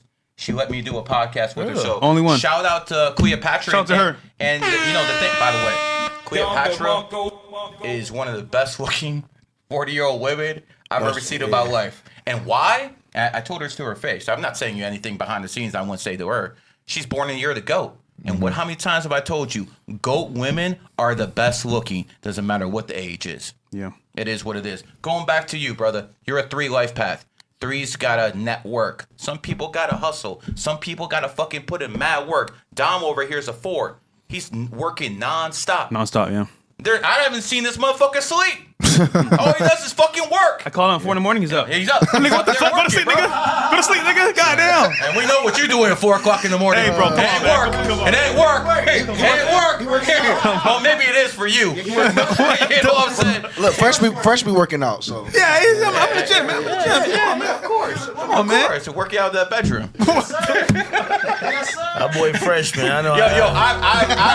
I've seen more nobodies around him than I've seen anyone else, man. Yeah, I agree. Bro, we go to Vegas once. I'm sorry, Fresh, I gotta put you on blast. We go to Vegas once, man. He goes to Vegas with one girl, right? Yeah. I'm at his door in the morning. Yeah. I'm opening. He opens the door, and I'm like taking a double take because I'm trying to remember if that's the same bitch. It isn't. And it wasn't. I'm like, God damn! Within 8 hours. So he brings the bitch with to the Vegas. He sends this bitch home and finds another one in the same fucking day. Hey, W networking. W networking. So hold on. Niggas. Bills. Hey, girls, I got you. Bills, I don't know if you remember when I had first moved here, and Fresh was with a girl, and I was like, oh, is this Fresh girl? So, nigga, you knew. Like, to even ask that, nigga, you knew, nigga. Listen, It's like that. we appreciate we apply it, and we work it, nigga. And now with bro, anytime it's a new girl, What you want me to do? every time it's a new girl, it's like this. What's up, Fresh? Yo, you busy? Yeah, You busy? This is her birthday. Tell me about it. I swear to God, Hold on. 5 of those a week for chat. Fresh, bro. Chat. I never, wallahi, thought I would act. Cause think about it, nigga. I'm a master of this shit. Nigga, I do this shit for years. Yeah. But to know what's gonna happen before it happens, nigga, impossible. Cause I might have an assumption. Yeah. You know, she might just play a part, bro. I kid you not. I call this nigga every time. You know why? It comes true. And I'm like, no, nigga, this can't be coincidence. Cause nigga, it's been 20 plus. You know what I'm saying? So like, nigga, if it was off 1 or 2, all right. Fresh a different type of demon, act. man. It works, bro, man. It works. So like my crazy. girl, she a tiger. I'm not a tiger, monkey, but she hates Tiger automatically. So she automatically hate Drake when I met her, but love Kim Kardashian for no reason at all. So if you meet a woman that's a monkey, you can play into the game and just start mentioning the people that has monkey energy. They're gonna think like, oh damn, you actually already understand me. Like it gives you the cheat codes to the women. You can know what they like and what they don't like just from those energies. Will Smith is born 1968, year of the monkey. Mm-hmm. He got famous here. Bad Boys 2. And if you listen to his interviews, he actually says when he's in Miami, he feels better energy. And like the song. Yep, all that stuff. Yeah, And I he's think that was his born in first monkey hit. year. And this place right here was founded in a monkey year, 1896. So look at a guy like Fresh. Fresh made it. Fresh is born what year? 92. 92, year of the monkey. He's an immigrant to this country, and he fucking made it big, became a fucking millionaire in a city founded in a monkey year. So whenever you see people, who are actually making it, you'll see the energy align, just like with you. Yeah. Mm-hmm. That's how it works. Yeah. All right, what else this dude say over here? Fresh cleaning them up still, I can't lie, you know? Good. Okay, he said join Gain 28. Okay, so I have put on probably 3 people in my life. Okay, and for me to put someone on, they can't make me look bad because I'm the godfather of my industry. I own my fucking field. No one's gonna make me look bad. My man Rob, was sitting right here not too long ago, made me $2 million last year in the stock market. Oh, shit. Okay? It's good. He sits in front of a fucking computer screen, non-stop, works non-stop, and uses numerology to make money. He's been in Castle Club for how long? 2 years? 2 years. No, a year and a half. Year and a half? Year and a half. What's his batting average? 88 fucking percent in Castle Club. 88% of his trades Stocks. are fucking winners. Yeah. And you guys think I'm lying? Fucking show me the proof. Because I'm telling you, I got my fucking bag and he'll fucking help me get it. Numerology and astrology fucking rules. If you join Gain 28, brother, sit back, just do whatever he tells you, and just make your money and enjoy your fucking life. Because here, people say this is the root of all evil, and I understand that. A lot of people who are billionaires do some fucking nasty shit, Bill Gates, all this other shit. I get it. But when you have this, you're not in the rat race anymore. There's no more 9 to 5. You got a boss? No. You got a boss? No. You got a boss? No. And we all make more money than you. The whole point is we work harder than you, but we decide when we work. And we get the fruits of our labor because we work for ourselves. You will never be able to fucking reach that spiritual potential you guys always talk about without getting some of this. Yeah. Because in this world, if you can't fucking master materialism, you will never master spirituality. You need this to get to there. Hope that helps. All right, we'll take a short break here. Kicking that ism. Yo, so real quick, because I know time is running. So let's say, right, there's a lot going on with AI and content. We predict that by 2030, AI is going to be in full effect. It's already here, right? It's learning, it's growing, it's becoming more mainstream. What do you think is the future of creators with AI? Because I think it's going to go down a path of like either it's real, it's not, and authenticity is going to reign supreme over everything. But what do you think? Well, I think we're going to see a lot of litigation in the next couple of years. You know, there's a lot of movement in terms of what streaming is. People's attention is really being like, you know, TikTok damn near almost has like a monopoly on it. But, you know, music companies are feeling that now. They're starting to realize like, hey, listen, people are listening to our music, but they're listening to it and the consumption is coming through TikTok. TikTok. They obviously want to take a hold of it. Also, they're being pressured by AI because with AI, what's happening is that I'm not gonna lie to you. Like recently, for the very first time, there was a song that I wanted to hear about a subject, and I downloaded an app that the AI app would just make me the song. I don't even want to hear these because these rappers, like, they're too drugged out. They think they're too special. Like their creativity, like again, human creativity is really special, but we're getting to realize that the AI is becoming so great. The tech is becoming so great. If I say I want a song that sounds like it's a jazz song, but it's in the shape or the sound or tone of a Chicago drill song, or it could be like a song from the 80s that may have like, you know, the Dorothy Williams and have that be I don't know, it could be like a emo underground SoundCloud type song. Yeah. They'll make like almost a new genre of songs. And I'm not gonna lie to you, AI these days is more creative than the creators. Most of these rappers are going to the studio, they're making the same shit, they high all the time. They're not using their brain and pushing their brains to different limits. And you could tell the AI, hey, like, I heard a rendition of Many Men, and it was done in like a tone of a song from the 80s. Yeah. And it sounded so good. And just off of that, I said, man, I ain't gonna lie, man, AI might really take this shit over. And I think that's kind of dangerous, but it's good for the consumer. You remember, in every market, the consumer is going to dictate what's going to be popping. So if rappers are not saying you're now competing with streamers and AI and TikTok, they're still thinking it's time to go sip lean, get drunk, get their dick sucked, go to the studio, give it a half-ass effort.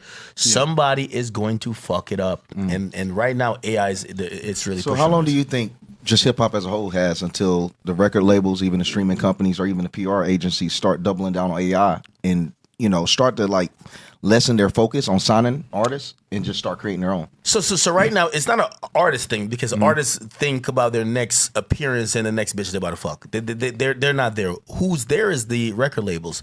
So the record labels are fighting these AI companies to say, we don't want AI music competing with our artists because an AI technology isn't signed, but we spent billions of dollars signing these people. So they're trying to restrict the technology, right?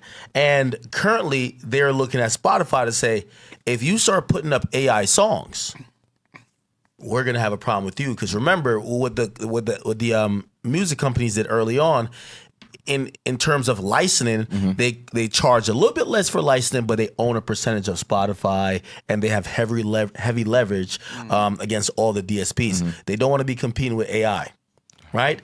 And then what's happening now, they also have these lobbyists kind of pushing for AI companies to say, well, let's say I wrote a concept, because there's apps that do this. You could write a concept for a song, it will generate lyrics, and then you could pick the beat, pick whatever, and it does the song. Right? So what happens now is it's now becoming a rights thing. Who owns the rights? Does the creator own the rights? Does the app own the rights? Is AI something or do we remove all rights? Could this be copywritten? Because let's say if someone else came up with that prompt, do they get the same song? It's getting really complicated, but I do know the music industry is trying to make sure that these technology don't overtake the artists. And I'm going to be honest, what I would tell artists is that the technology is pretty much at the level y'all at because y'all lazy as fuck. Wow. Man, that's terrifying. Very good question, bro. You know, it's not going to be long till a lot of these people start losing their jobs to AI. And then we're going to have two economies. I've been warning you guys this since the very beginning of last year. I told you guys to invest in silver. I told you guys to fucking put your money in Zcash. Who the fuck needs financial advice? Just listen to their 305. I fucking been right every fucking single time. And I'm telling you guys, I will say it again. I talked to some of the richest people in the world. You got 2-3 years left max. If you don't have your bag by 2029, max 2030, you and your family will be stuck in perpetual poverty for the rest of your life. Work now. The opportunity will not be there in the future. And it's not fair. If you're a 17, 18-year-old kid watching this, whole bunch of millionaires on the table fucking telling you this shit, listen, we had time. That was a different time back then. The circumstances are changing at a lightning pace. you do whatever you need to do, obviously legally, to get that bag. And one of the best things you can do is make a name brand for yourself. AI will have trouble competing with name brands. That's about it. Everything else can be replaced. Go ahead, Dem. I was gonna say, so when I was 19, I started watching like a lot of your content when I was in the Army. Put my whole family on it, and everyone cut off Breakfast Club, Ebro. I'm sure you heard it before. Like we let off the old information because your shit was more entertaining. For like probably a whole decade, even all the way to now, it's the only source of hip hop that my entire family listens to is you. Did you ever know or ever think for a second that it would be as important as it is, like media, or at least your position in the world? Did you ever know that media or news was just that important, and how much it controls people's perception of reality? Because my entire perception of reality, what hip hop was just your content purely. Like, did you ever know you would be controlling people's perception? Does 33 have that much influence? Oh yeah. I mean, yeah, it is what it is. I'll give Wow, it. good It is shit, what it bro. is. I wouldn't exist if this nigga didn't. I've said this before. I've told Fresh. That was my main motivation. So yeah. No, I appreciate you on that. And by the way, I could never predict the future. And, I always looked at things changing. What I try to specialize in is I took an approach that was the only approach I could take at that time. Mm-hmm. While everybody was trying to appeal to everyone, I figured out that I was gaining a lot of traction, or could gain a lot of traction by appealing to niches. So I did a Warren Chirac, and even when I covered news topics, if you go to the Breakfast Club, you're gonna get a minute and a half, or maybe even 30 seconds of them talking about it. You're gonna get 5 minutes of academics bringing you all type of intricate details. I remember in 2017, December 2014, December 17th, 2014, people could look at it, the Bobby Shmurda indictment for GS9 dropped. What I did at that time, I said, you know what? Everyone's reporting these same 5 things. I'm gonna go read through all, I believe it was like 86 pages, and information is key. Yeah. And the mainstream media usually says, hey, what we're giving you is what is important. I went through that document and I said, oh, I think this is important. Yes. I think this is whatever. And I focused on information. It worked out. These days, I took what used to be outside of the public view and I brought it to the public view. Hey, we're not only talking about album sales, we're talking about predictions for album sales. We're talking about the metrics. These days, just like, I know you're big on numbers, but like. And you said the 17th. Yeah. And people's idea of like even tracking numbers or predicting numbers is a huge thing. Before, about 10 years ago, it was thought of only industry and business people needed to care about numbers until they realized fans are so competitive for their artists, they want to know about numbers to have something to brag about. So I kind of help, put those things on the forefront. And, I don't want to sound like I was like an oracle because I wasn't. I think I took the bets of saying, you know what, while people are trying to cover everybody, like back then hip hop outlets would even cover Ariana Grande. With all due respect, I don't care what Luke Combs or whoever is doing. I'm going to cover what the hell Chief Keef was eating for breakfast. Okay? And sometimes, some people like to shit on niches. But if you do whatever you're doing, do it to the best. Yes. Make sure you're doing it the best.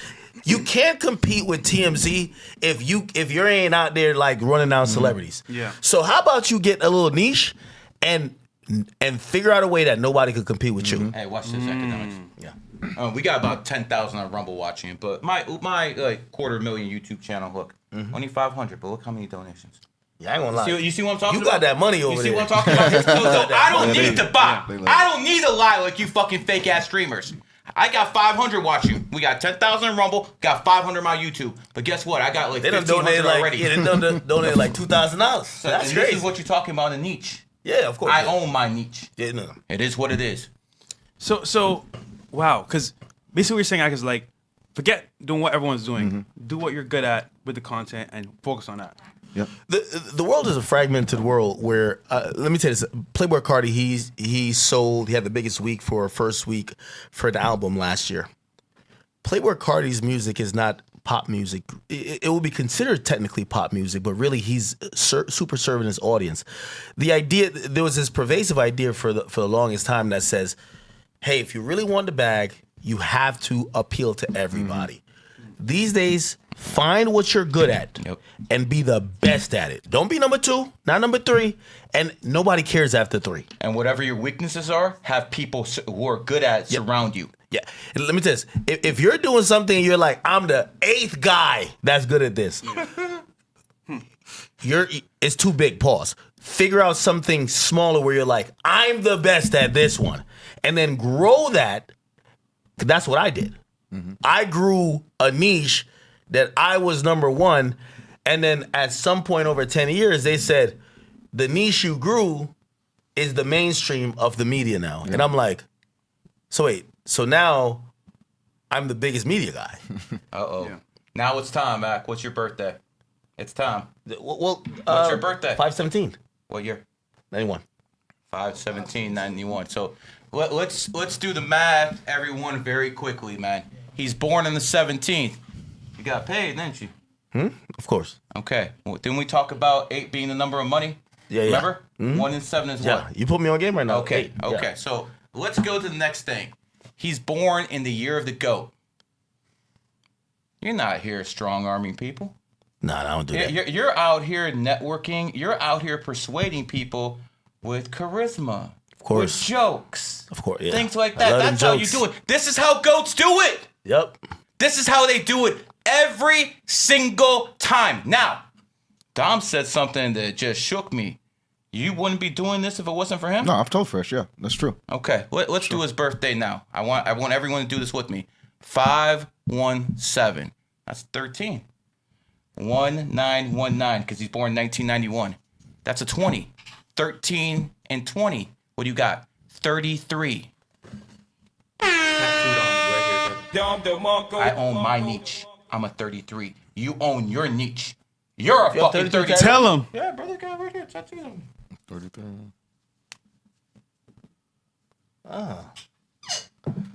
You own your niche because you're a 33 life path. 33's main goal in life is to influence. My man, who's the king of fucking Twitter, just told me you influenced him. Damn. You're a fucking 33.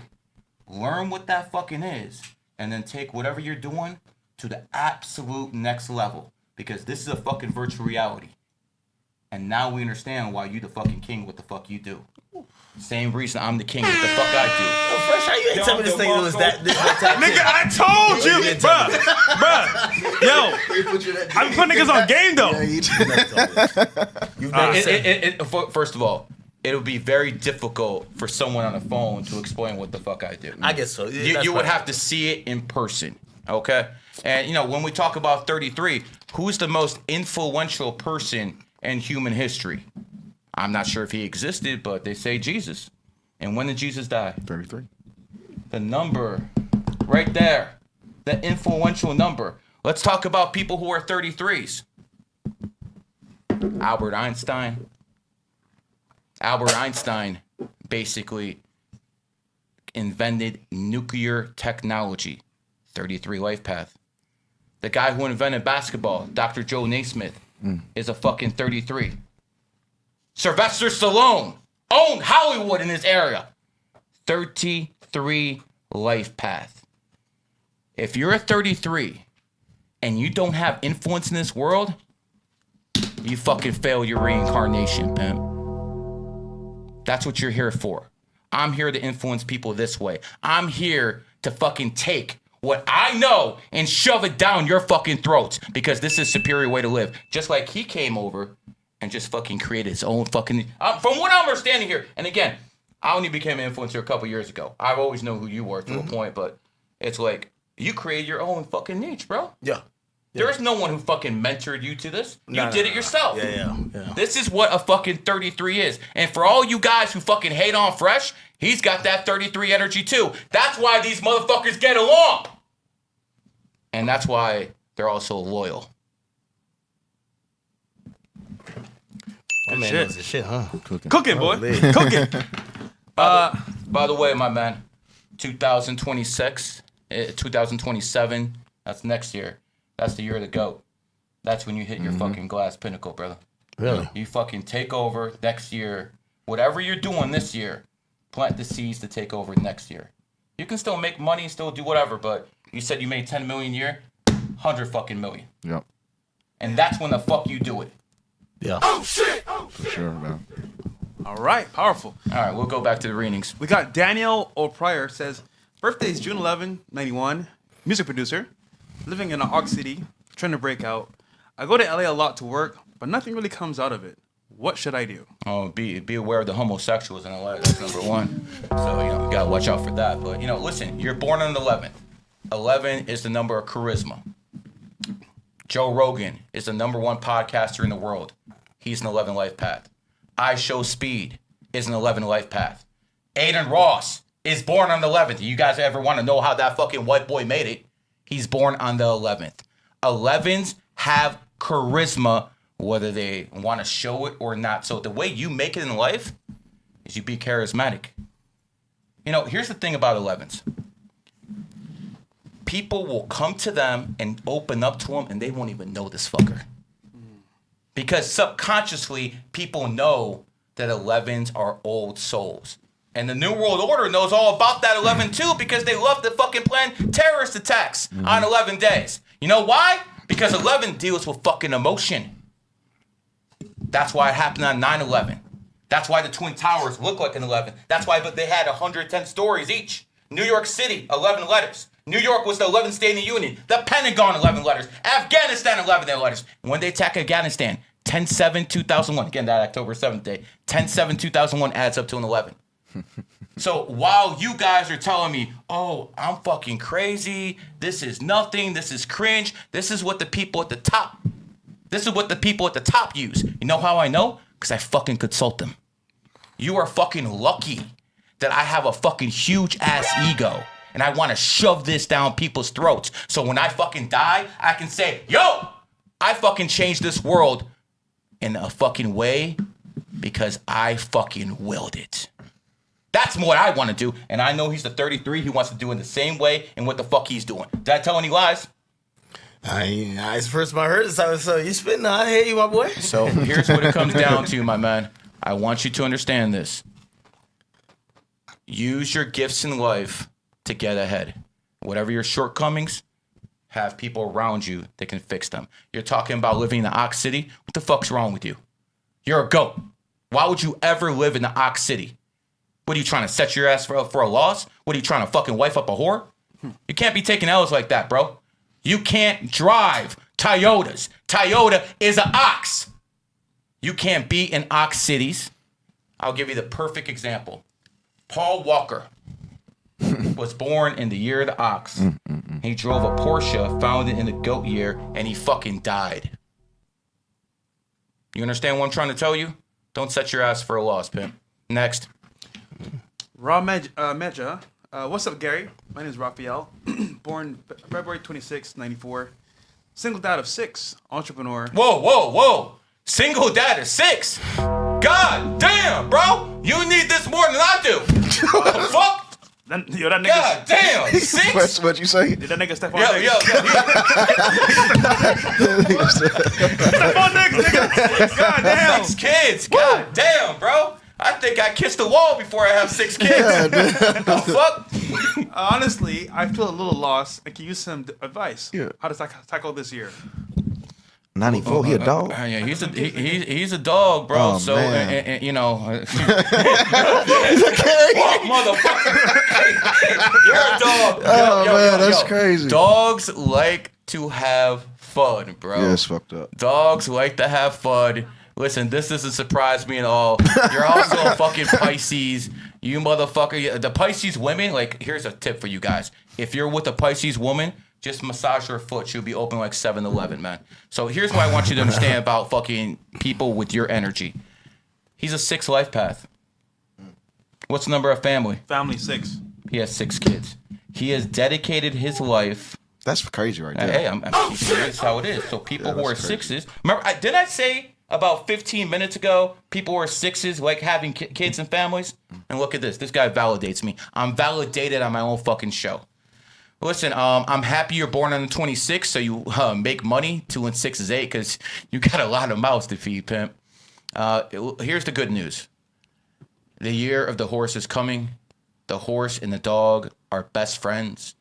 You know, that is actually like one of the best combinations in all of Chinese astrology. Oh, yeah. And one of the reasons that is horse is the 7th sign and dog is the 11th sign. 7-Eleven are soulmates in numerology. That's why they have a store called 7-Eleven all over the world. It's all hidden in plain sight. It's like, are you ever going to open your eyes and see it? Because I can't do it for you, man. I just can point it out. You decide what you do with life. You have a little 33 in you, so my advice to you, open a business this year on the 26th or the 28th. And even if you don't know what the hell you're doing yet, just open those dates. And when you're ready, you'll have the positive energy. Because, listen, I opened many companies last year, and they've all served me well. You were here when I became your manager. Yeah. Remember I was arguing with Apple on the phone about my app and shit like that? Prices, back and forth. I said, listen, my shit costs $800. And they're telling me, yo, you can't fucking charge $800 for an app. And I'm like, the hell I can't. I fucking own my fucking field. And my app is now one of the top 350 apps money-wise in the fucking world. Ooh. So again, if you want the best numerology and astrology app ever made, the Q app. No. Just put it out there and everything like that. Listen, let's go back to you, my friend. Listen, just make money this year because your enemy year is 2024. You're at that energy. Work hard this year. Have your money on the mind. Everything will work out. Who's next? Stinger Bees in the chat says 7-Eleven is run by Jeets. I'm not gonna hold you, brother. You're correct. All right. and guess what? They still make more money than you. Hey, they still make more money than you. Hey, hold on. We're on YouTube. Okay, we're on YouTube. We like all races here. Yeah. Listen, this is my personal assistant. Come here, Novo. Yeah. Come on. No. We got flex the G. We got flex the G. We got flex it because we ain't racist here. Yeah. I appreciate that, Noble. Yeah. Hey. We have friends that are Indian. There you go. See? We have curry friends. Wait, what? Oh, no. Okay, cool. Curry Tiffany stinks, bro. Tiffany. The fuck? Yo, when I was broke, I lived in an apartment. And the guy next to me was fucking cooking curry, bro. Oh, man, that's bro. horrible. I almost caught a case. Bro. Terrible, bro, what the fuck? It's like they're burning ass. Yeah. What are you doing? Get the fuck out of here, man. I actually like curry. But pause. What the fuck you say? Oh. No, they bring him to the door. Yeah, she go. All right, so listen. Tiffany sent in $188. Yo, down the market for you. And 88 cents. See the 8 there? You learning. Tiffany, You're what she did there. You're learning. 5/9/1981, born 12:41 p.m. Rooster. Yeah. You can look at her birthday right now, or whoever this is. Is this a guy or a girl? I think it's Tiffany. Okay, Tiffany. You never know. Maybe it's from California. Maybe a guy named. You never know these days. Yeah. So it is what it is. But I can look at their birthday and I can tell you're rich as hell. Congratulations to you. You're also a 33 life path. You have the energy of a 33 to make a big bag. My only advice to you would be don't be so fucking aggressive in life. Sometimes you gotta do the GOAT way. Sometimes you gotta be more diplomatic. Sometimes you gotta fucking go in fucking head steam. And that's what the fuck you've been doing your whole life.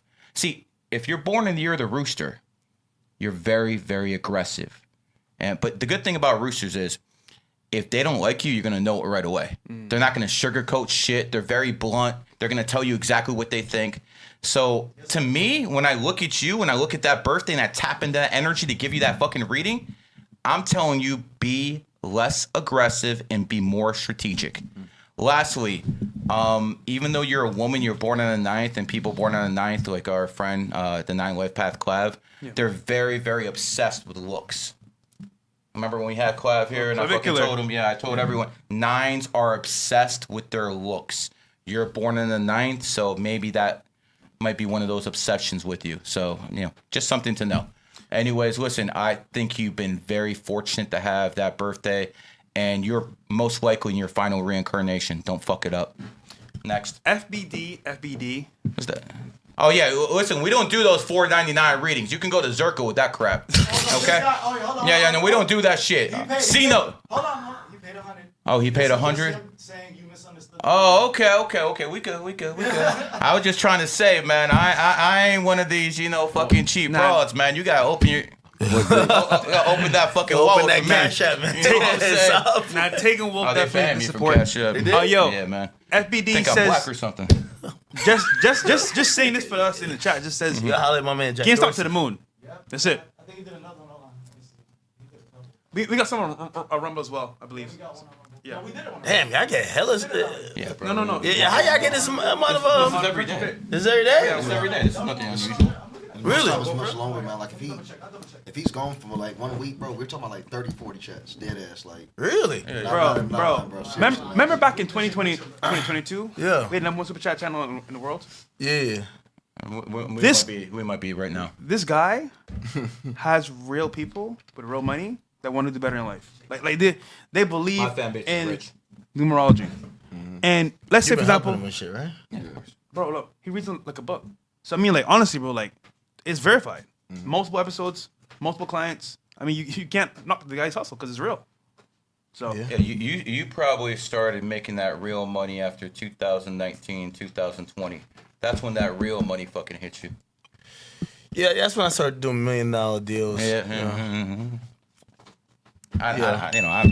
this shit all be cold. hold on, Nah, but I ain't gonna lie to you. My audience do not hit me with super chats like this. I might have to talk to you, man. What I gotta tell you, more. Like, I'll have 15,000 in there. They might say like $3, $4. Service. I support niggas. You set the price though. You set the- I support super chats. No, I know. But what I'm saying is that, like, I don't know. Well, maybe my audience ain't ballers like that. Hopefully they get there. You look like you got the ballers. Yeah, Straight. My man looked at the $5 and said $5. I think Send that to Cirque. Send it to Zerka, bro. But You might need it. I think you give people information they never would have otherwise. And like to me, like you're the news without being the news because you're the news behind the news because you're seeing things behind the scenes that we can't see.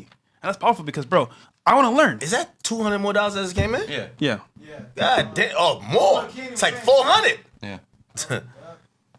Hey. You know. This is what I like, man. We have a guy who's probably done what 500 podcasts in his life, and not more. Mm-hmm. You never seen this, have you? Yeah. I'm not gonna. Even when I do live streams a lot, I usually don't. I don't even expect it from the audience. Like, 100%. So see, this is what I'm trying to tell you. This numerology and astrology is the future. Because I've told you guys what's going to happen. In 2070, around that time, one world government will exist. An advanced AI will be the fucking government of the world, and it will be based off numerology and astrology. I will be fucking vindicated. This is what the fucking world is coming to. I promise you. And you know what? I fucking support it. Because you guys have 3-4 baby mamas. I'm still married to the same woman for 22 years. Imagine if you guys just got that woman part right. Imagine if you just got that one. No divorces, no baby mamas. How much better would your life be? That's just one aspect you can use numerology and astrology for. That's simple. You know what's crazy? Gary and Dom, I realize this.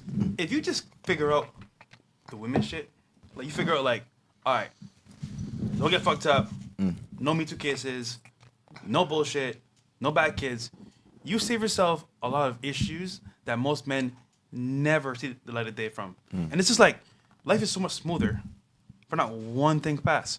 Now, Gary's angle is use numerology. And I told you, brother, I called this nigga like 20 times. Different birthdays. Every time I call him, it's on point. So, hey, he had a billionaire asking for some advice with a girl. Told her on the yacht. She ain't the one, brother. Get her out of there. Got rid of her A week, right no, away. a week later. I swear to God, bro. He sees her. He gave her a car to drive, right? Hey, go do your errands. Here's a car. He got like 20 cars. Balling, whatever, right? She goes driving the car. Guess where she goes? where? See her man's. She cheating. Yeah. Cheating. I told her. Damn. Got a blowjob in the car, everything. Said, fuck this nigga. I'm about to use him, I'm gonna use him. What do you tell the billionaire? Get rid of her. Bro, She didn't know he had microphones in the car. Oh shit! bro. Hurrah! Wildin', bro. Hey, it's what it is. That was really what happened? Yeah. So yeah, he had micro. He basically set her up. Yeah. Because he had wanted to test her because I said she was fucking, a whore. So he tested her and I got proven right. Damn. Yeah, I don't make mistakes on that shit. We got FBD again says shorts never closed. All right. What? I don't know. No, GameStop to the moon. So GameStop. Okay, so you just donated $100 to tell you shorts never close? Yes, that's the G shit. Hey, you know what, Pimp? Give him something over here. I don't know. Give him something on the keyboard there. He just donated. No, the mark. You're not even making me work, man. Much love. Shout out to you, FBD. That nigga balling for real. Yeah, he is. Christina Glucci says, Cristiano Angelucci, Brazil here. Legally since 1998, FTL birthday, 11/23/72. Wife Giselle Labat, 7/25/78. Horse. I didn't know. You married your enemy sign. Listen, guys.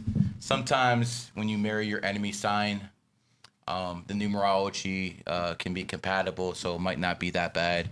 But in most situations, you're cooked. You're talking about a horse, and you're talking. Look, I don't give a fuck. You donate. I ain't gonna lie here, man. I ain't here to sugarcoat shit, bro. And you have a rat-horse relationship. How'd that relationship between Kobe Bryant and Shaquille O'Neal do? Oof. Rat-horse. They didn't like each other too much. They never could figure out why. Well, I did, because they have enemy signs in Chinese astrology. Let's go to Kobe's career. Kobe was born 1978, year of the horse. He outworked everybody. Remember we talked about the horse working hard? He outworked everybody, man. That's a fact. He lost the NBA Finals in 2008. Yep. That was the year of the rat, and he died in 2020, the next year of the rat. This is how this stuff works, guys. I don't make the rules. I'm just explaining them. So to be married to your enemy sign, you know, it is what it is. But here's the thing I want to talk to you about the 1972. Enemy year is coming in about 20-some days. That means you got less than 3 weeks to get your shit together. You got to fucking hang down the fort. Like, here's the thing. If you're rich, don't do much in your enemy year. Just chill.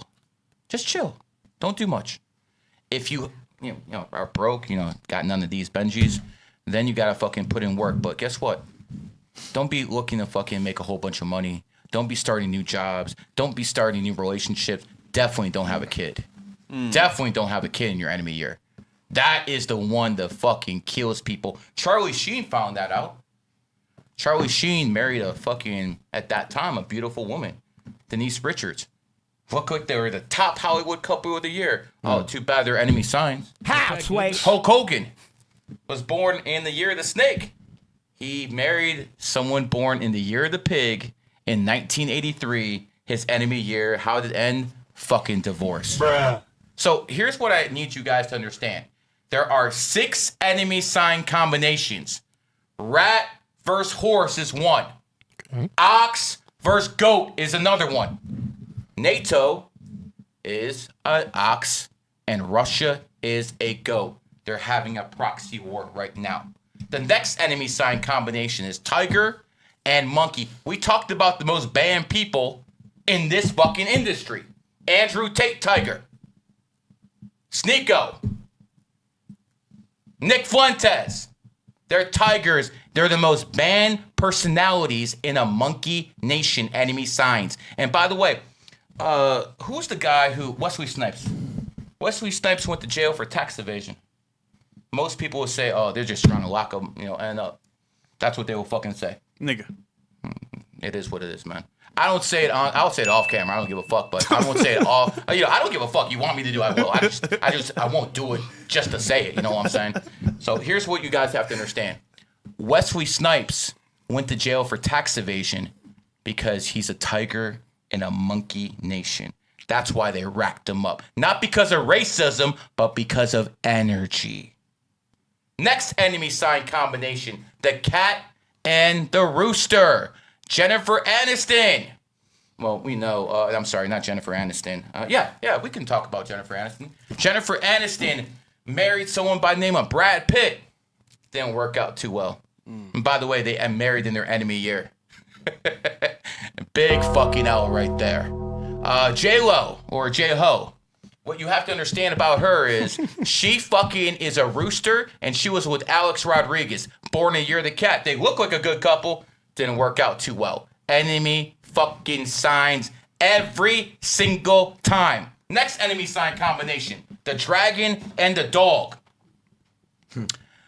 Yeah, you want to tell us about? He's a dog. Tell us about your dragon year 2024. Yeah, I got I was demonetized on X, which was random. I was the biggest creator on the entire platform, just randomly demonetized for no reason. Had a beef with Elon Musk. Nigga dissed me on Ben Shapiro's show. Really? Jews tried. Well, I had people try to kill me. Like, got swatted. People were offering like $15,000 to get information on me to my family. Just going against like major systems, bro. That there's no reason a nigga that just got in the industry should have had been facing. And but you were in your enemy year. Yeah, and sure. that's exactly what happened. When you look at enemy signs, Donald Trump. And who was that whore from California who was running against Harris? Kamala Harris. Yeah, the whore from California. She is a dragon. Trump is a dog. Enemy signs. By the way, Nancy Pelosi is another dragon. She gave him. You know, Donald Trump's good at one thing. He's good at beating bitches. Like, he's good at beating those motherfuckers, man. Shout out, you fucking whore, Hillary Clinton. Shout out to all. Like, listen, I want AOC to fucking run. Yeah. Run. I want you motherfuckers to lose. If we can have AOC running, bro, that means we're good in 2028. Sure. Yo, I'm begging you, Democrats. I'll donate to this bitch's campaign. Run. Because I will not allow this country to fall back to Democratic hands. Because I'm going to tell you guys something. Understand me. If the Democrats get this fucking country back, the Republicans will never have it again. They will fucking fix the ballot box. They will do whatever possible to destroy this nation. That's why we need guys like Trump to stay in power for fucking ever. Listen, I'm a full-blown fascist right now, girls. I don't give a fuck about your votes. I don't fucking give a fuck about women voting. You guys know I'm a misogynist. Can you believe I talk like this and they still give me donations? Yeah, I'm surprised you're not demonetized, gang. I ain't gonna lie. I'm making too much money to monetize me, bro. Man. So what you guys have to understand. Oh, man, I fucking lost my point there. I couldn't even fucking fuck that one up, man. It is what it is. That's when you know you're getting old, man. Well, yeah. I mean, I'm gonna do this for you, bro. So, last words. Are you good? Yeah, no. We still got probably about 40 minutes of readings. Oh, yeah, yeah. So, where can I find you, brother? And then, just find me wherever you find me. If you see me on TikTok, keep watching TikTok. You on TikTok?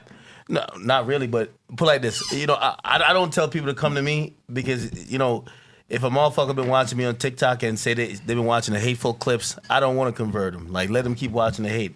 Wherever you see me, keep enjoying me there. You know what I'm saying? I have a base where I think, my chat niggas watch me and they watch me on my streams, King Akademiks and the Academy on YouTube, also Akademiks on either X or Kick. I'm also on Rumble. But if you've never known about those platforms and you be watching me on the Shade Room and you say I hate women, keep watching it there. Don't leave. If you've been watching me on TikTok and you say, man, Akademiks always messing with the drama, don't leave. Keep watching me there. I'm not somebody at this point. I get to the point I don't want to change nobody's minds. Whatever you think about me, I'm cool with it. You get what I'm saying? So I don't want nobody coming over to my main platform because I think we have a synergy there. They understand me. I only started streaming because watching the movie 300.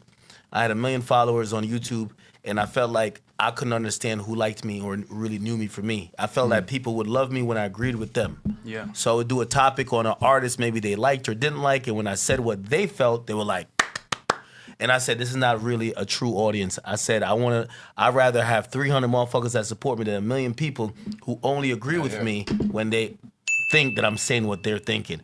And that's why I started streaming. So like even now, listen, wherever you see me, like, somebody told me, I'm on everybody's For You page. Whatever you think about me on the For You page, I'm that. Just let's keep it there. Let's not bring you over to the other side. If you care enough, if you're open-minded enough, you'll find your way to watch the full content. And those are the people who I'm interested in. But, a lot of people are NPCs and, you got to just monetize off of them. So if you watch me on TikTok or you've been seeing me on the Shade Room and, so they say, yo, Ak only go at women, even though I'm trying to fight Lil Baby. It's all good. Don't leave that platform. Keep watching me there. And if you usually drop your hate comments, say, fuck him, I can't wait till whatever, keep doing that. I love you as well. Again, these always going to come in, so it's fine. I ain't tripping. All right. Thank you for coming, bro. Real G. It's my first time on this podcast. Real bad man. Yo, 305. Y'all need to put a dollar sign up in this bitch. Yo, I ain't gonna lie to you. Listen, y'all make a lot more. First of all, I see y'all doing a real service here, but like, I could tell. We make more in one show than Sneako makes a year. Oh, y'all don't like Sneako? I just had to take a quick shot, man. All good. Yo, act. This dream team. No, I seen you with Clav here one time, but it was like confrontational. Hey, that made no I wanted clips.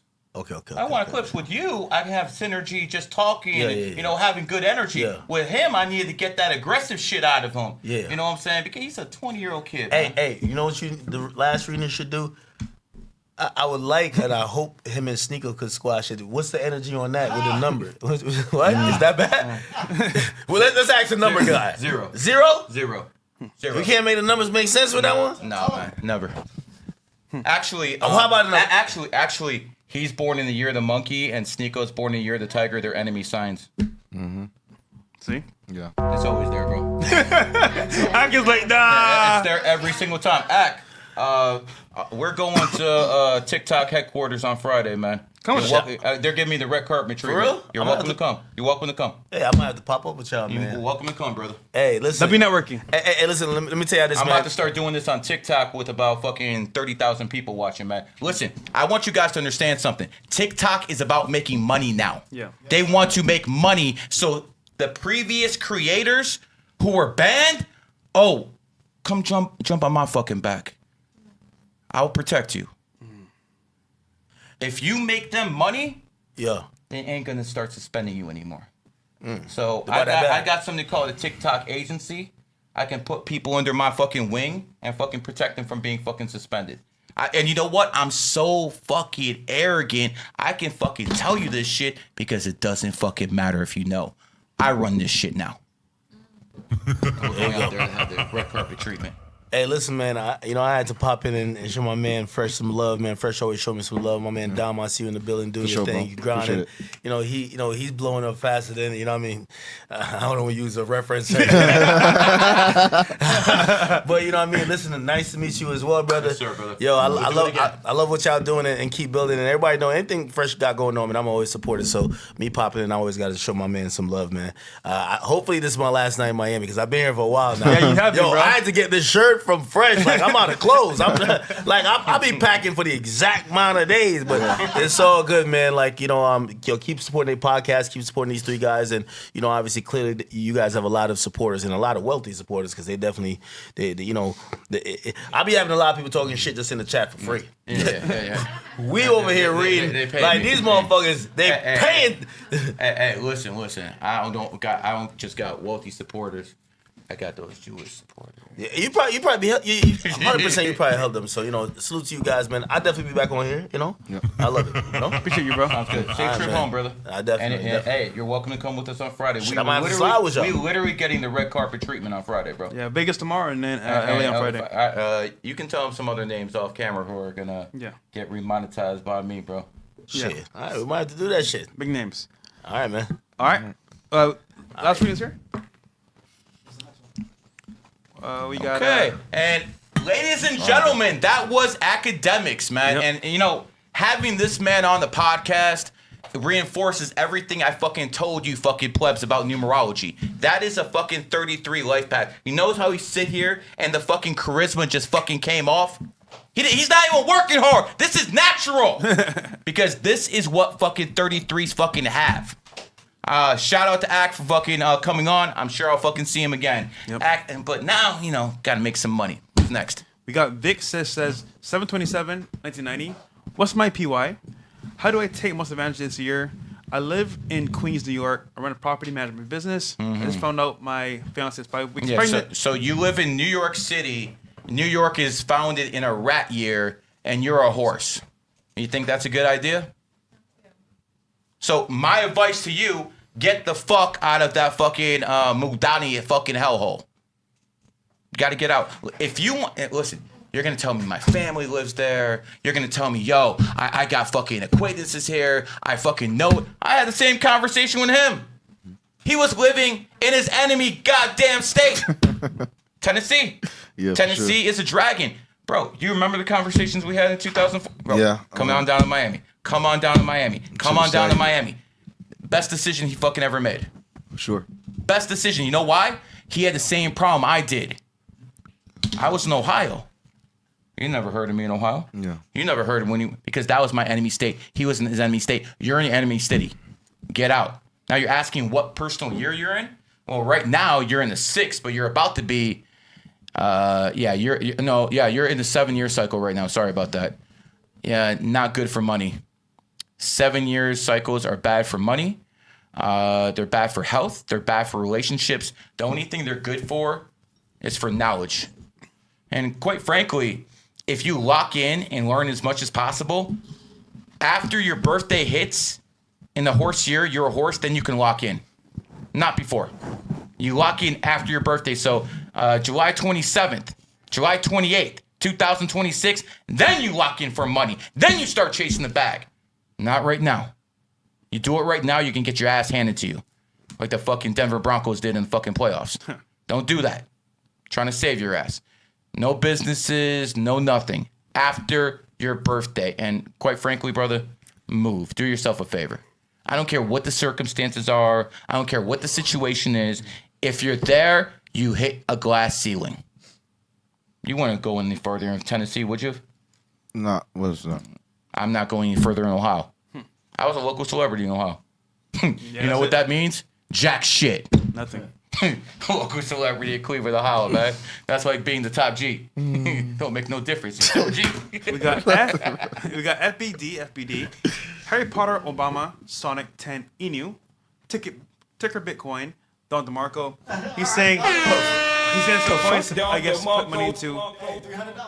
Hey, Whoa. Harry Potter? What the Obama. fuck you want? What the fuck you want to do? Go like this and shit? No, meme coins. Meme coins. A meme coin? Yeah. Yo, you just fucking try to advertise a meme coin through my chat? That's actually a pretty good investment now. No. For $100 now, bro. at least a couple hundred fucking people know about it. I didn't even It's know gonna get clipped up. what that was. Maybe a couple 100,000. This is actually not a bad investment. Smart guy. Yeah, good shit, man.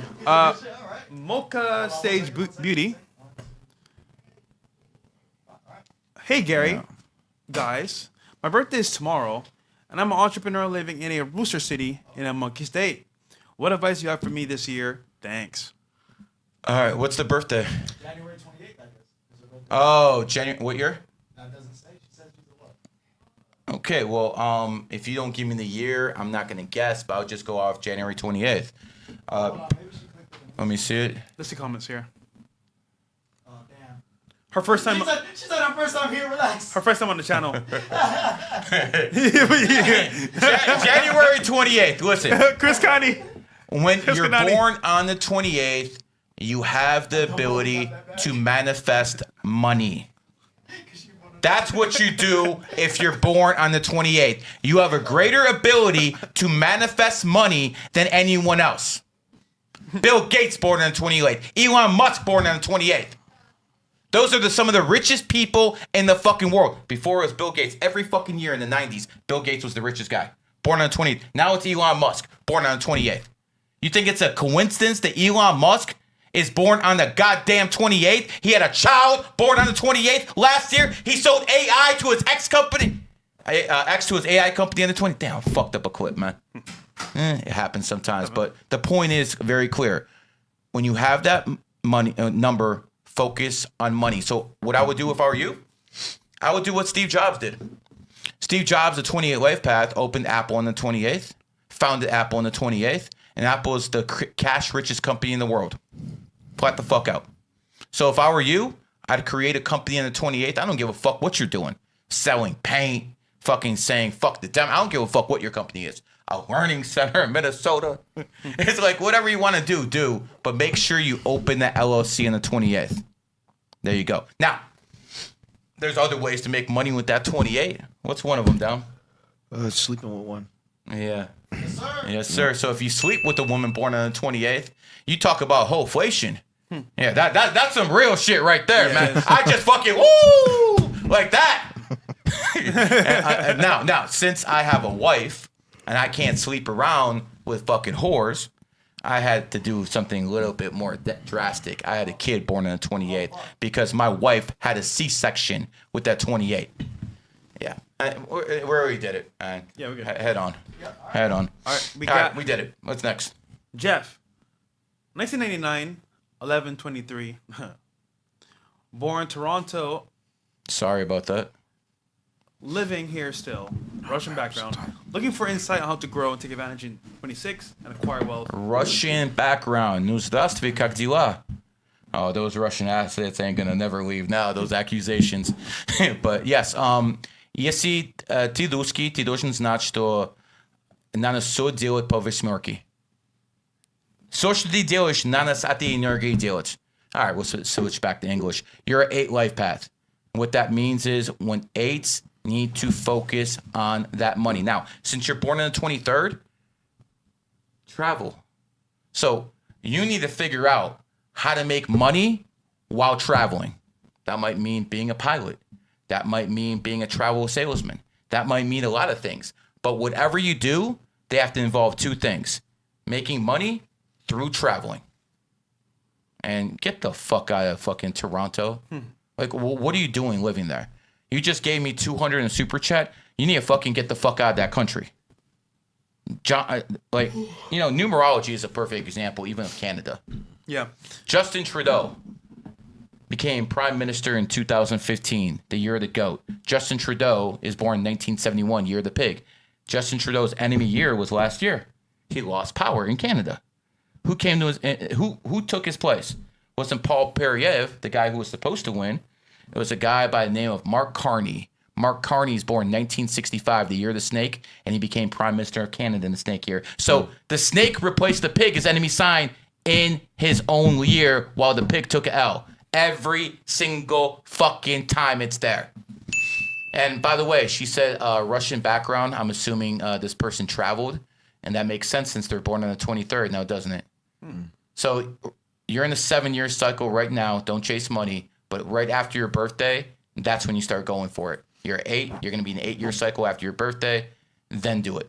Next. All right, we got here Emraj, late mom born October 22, 57. Pass on October 23rd, 2020. What the hell? That is November 26, 53 or 52. The hell you want me to do with this? Yes, What the fuck? You just gave me the whole goddamn family? Yo. Listen. I don't think you understand how this works, man.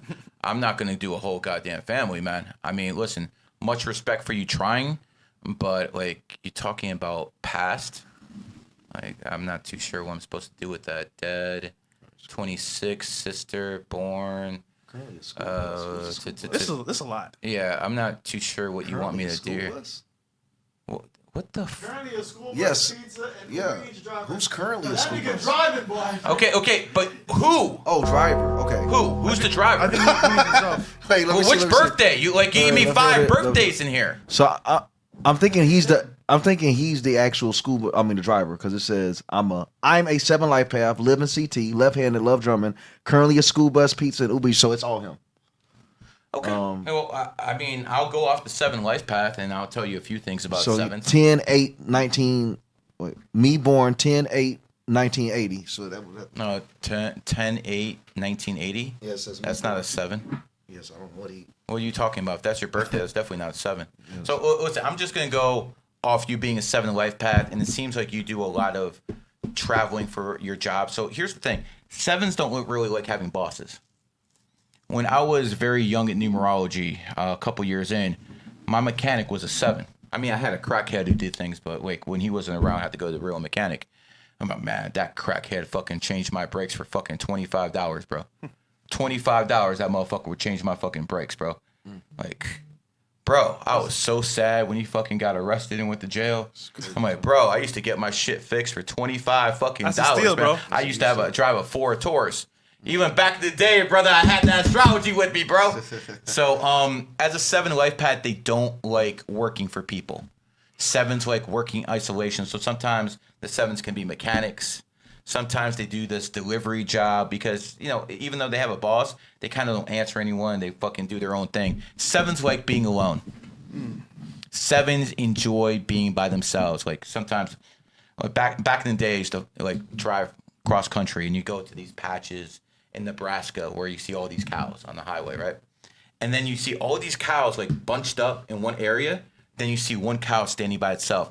That's the 7 life path, motherfucker. That's the one who's by himself. So 7s like doing things by themselves. So, I mean, I hope that helps you answer a few questions. All right, we got here. Too many birthdays, man. You're like, guys, don't give me that many birthdays. That's a lot. We got here. We're doing this one Yeah, here. Da.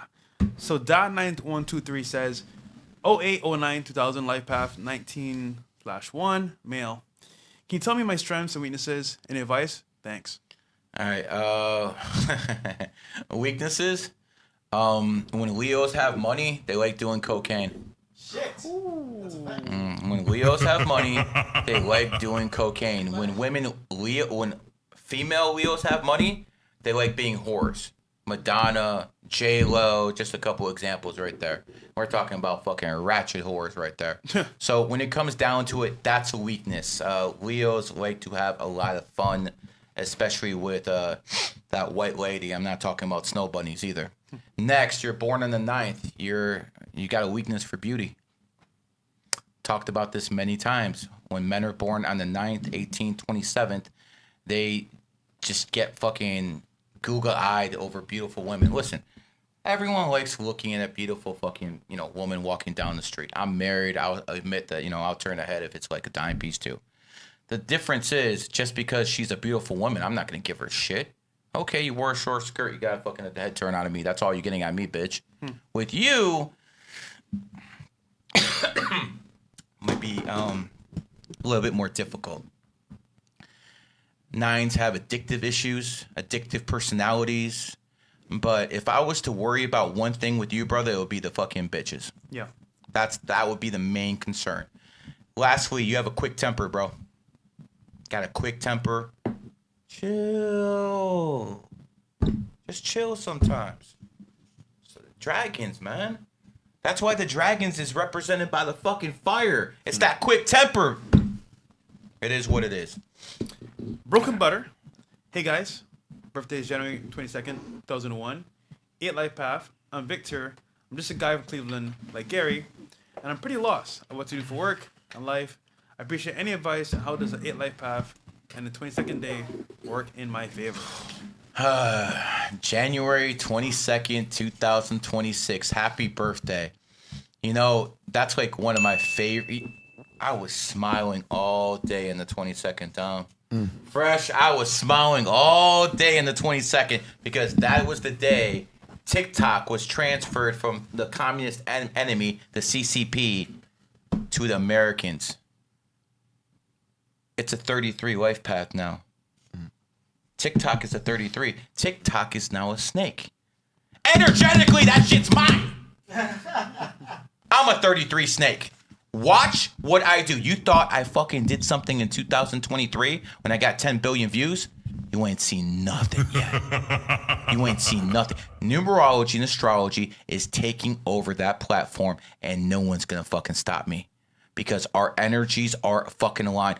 I remember when Musk took over fucking Twitter. Hey, Nobel, come here for a sec. Have a seat. Yeah, sit right Yeah, there. right come on, there, Nobel. right there. I want you guys to hear this. You were a part of GG33 when Elon Musk took over. Yeah. Do you remember me telling everyone in GG33 my time is short here now? Yeah. When that fucking swine, Elon, my enemy sign, took over, I knew my time was short. Did you know before Elon Musk took over, I didn't have an IG? I What? didn't have a YouTube. I didn't have a TikTok. Only Twitter? No, it was only Twitter. That's it. I built all that shit in 2.5 years, bro. All those millions of followers I have, I built over 2.5, some could say 3 years at this point. But I knew because of my knowledge that the owner is a pig, my enemy sign. What'd I say? I'm gonna get cooked. Thanks, Nobel. Yeah, I got you. This is my personal assistant, Nobel. Shout out to him. He's a very, very loyal guy. Shout out Nobel. Because, listen, guys, I can do the thinking for you. I just need loyal people around me. Quite frankly.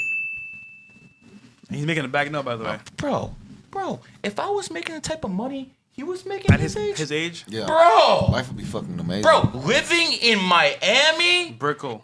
Brickle.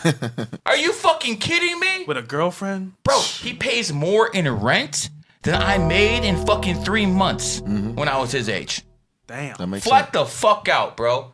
And obviously thanks to me, but you know, why did I do it? Because he's loyal. Yeah. He's their personal assistant too. Yeah. Remember when I told you part of the deal with me having as a manager is Nobel comes with me? Has he let you down in any way? No. And Nobel is a 6 life path. Family. And 6s are loyal. What's the first vowel in loyal? O is the 15th letter, 1 and 5 is 6. Everything is numerology and astrology based. So you guys keep, messing with your Bibles, your Qurans, your Talmuds, your Hadiths. And I gotta say this. A lot of people talk shit about the Talmud, and there's reasons to talk shit about it. You think the Hadith is any better? You think the Hadith is any better? Are you out your fucking mind? So the Talmud gives the Jews the right to fucking lie. What the fuck do you think the key is? The key is giving Muslims the right to lie to infidels. Haram! There's no difference between these two. The only difference is one group is in power and one group is crying. That's the only difference. And if the shit ever fucking changes, then the other group will be the fucking victims and the other ones won't give a fuck. I'm very proud to be an American. One of the reasons I'm proud to be an American is because I know I don't have to fucking wake up any fucking day and know my country's about to get bombed. Who the fuck has the balls to bomb the United States of America? Nobody. Because we are the fucking biggest bully on the block. You can pray 5 times a day, but that shit is not going to keep the fucking Palestinians breathing. Just did it in Gaza because they were weak. And because they were weak, they were allowed to be taken advantage of. I don't want to be in that position. I don't want my kids to be in that position. I don't want my grandkids to be in that position. Which means America has to stay on top. And if you are against fucking America, at this point, if you're against Donald Trump, you're a traitor. If you're against Donald Trump, the greatest modern day president in American history, you are an enemy of the fucking state. And I'm not going to say I pray. I'll leave that to you two. But I visualize every fucking day how we turn into a fascist fucking nation. We clean the fucking crap off the streets because if we're a fascist nation, we still have capitalism. At some point in a democracy republic, you reach that tipping point where you either go fascist or you go communist. That's just the way it's worked throughout history. Every single time. I go fascism every single time. We are empire, and we are all serving Donald J. Trump. You know why? Because he serves us. He's doing what we always wanted. He's cleaning up the fucking streets. He's sending fucking ICE agents to fucking clean up. He's protecting us. A nation needs borders, and Donald Trump is enforcing it. And I'll make a little prediction. I predict that everyone on this table will meet Donald Trump up close and personal this year. I'm making that prediction. Let's go. I already did it once. We'll do it twice. Anyways, man, let's go back to the readings, man. Listen, we got a podcast here to do, man. We do. We got a podcast here to do, Yo. so sometimes I gotta talk. Last few here. Yeah, no more. I'm done. Yeah, I'm last done. No more. Laura Gonzalez. Stuart Scott Ritter, 23-year-old. April 29th, 2002. I run a trash company in Grand Island, NE? New England. I don't know where that is, nigga. Goddamn. That's Boston, X Maine. Disposal LLC. Want to act defense to help support my mission, keep my community clean. Just a 5-star on Google. Thanks, guys. Sorry to ask. Laura, thank you for asking. We got you. But again, I'm gonna give him the X Disposal LLC. I'm gonna give it to him. There you go, right now. I'm gonna give you Bill's got you. Bill's got you here behind the scenes. supporting the show. We support you as well. I'm gonna do it too. There you go. Okay. What are we supposed to do? No, Well, I think he wants a 5-star rating on his business. That's new. hey, Yo, Hey, you spent 100. you know what? give it to him. Yo, hey, you know what? Do me a favor, all the people watching this. I've never seen this fucking shit before, but you know what? I really, really like this type of marketing. So go out there and give them 5 stars. GG33 with love. GG33 with love. I like this, man. Look at the guy born on the 29th, man. I like this. See, this is unique marketing. This is unique marketing. You know, that's a good 100 spent if he gets like about 5-6 good reviews. That's a good 100 spent, man. Trash company, huh? What was that guy, that show about that black dude who was doing that? Was it The Rock? Who remember there was a old show about this? I forgot his name, man. By the way, Bill's supported, and now I just posted as well with my freaking name. Yeah, I'm gonna give him my phone. He'll do it off my phone too. We got you, bro. Thank you for supporting the show, brother. Well done, man. And by the way, you're gonna be a rich man. Not gonna tell you exactly when, but you're gonna be a very rich man. Congratulations. Also, guys, keep in mind when shit hits the fan, all we have is each other, and we need to support each other because when AI is in full effect, because right here, I think it's gonna be the robots versus us. Yeah, for sure. Who's gonna survive? Only the strongest. So Shit, you better be around them or one of them. Robots gonna be working for me, bro. There you go. See, gotta be strong. All right, guys. W Stream. Dom, where can I find you, brother? Find me on YouTube. Find me on X. Everywhere. DOMLUCRE. Gary, we're gonna be in LA for Friday. Yep. We're gonna be doing a lot of podcasts this week. Tomorrow, You know it's a fucking important event if I'm going to homosexual LA. I know. You know it's a fucking important event don't if like I'm it. fucking. By the way, Beverly Hills is a fucking dump. Yeah. Are you fucking kidding me? I fucking went out there. I saw a check cashing place. Yeah. Get the fuck out of here, man. Beverly Hills check cashing places? yeah. I'm thinking it's like coming back to America type of fucking bullshit. you gotta go first. Listen, I'm spoiled. I live in sunny Isles. Yep. I like to flex that shit. But listen, at the end of the day, America, no matter where you at, is the greatest fucking country on earth. Facts. And, you know, I hope you guys appreciate, even though time's running short, I hope you guys appreciate this is the only country in the world where it doesn't matter what your race is, doesn't matter what your religion is, doesn't matter. If you work hard, you can fucking make it big. Every single one of these people on this goddamn table is a millionaire. Even these 2 black guys. Hey, what I'm just kidding, man. No, I'm not. no. No, I'm not. There's 1.8 million black millionaires in America.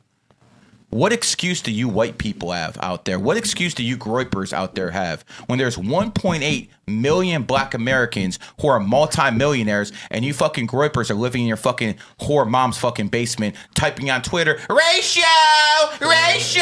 You fucking losers. Yeah, man. See, we call it White dog. White privilege. White privilege. You notice how the black man has the white dog?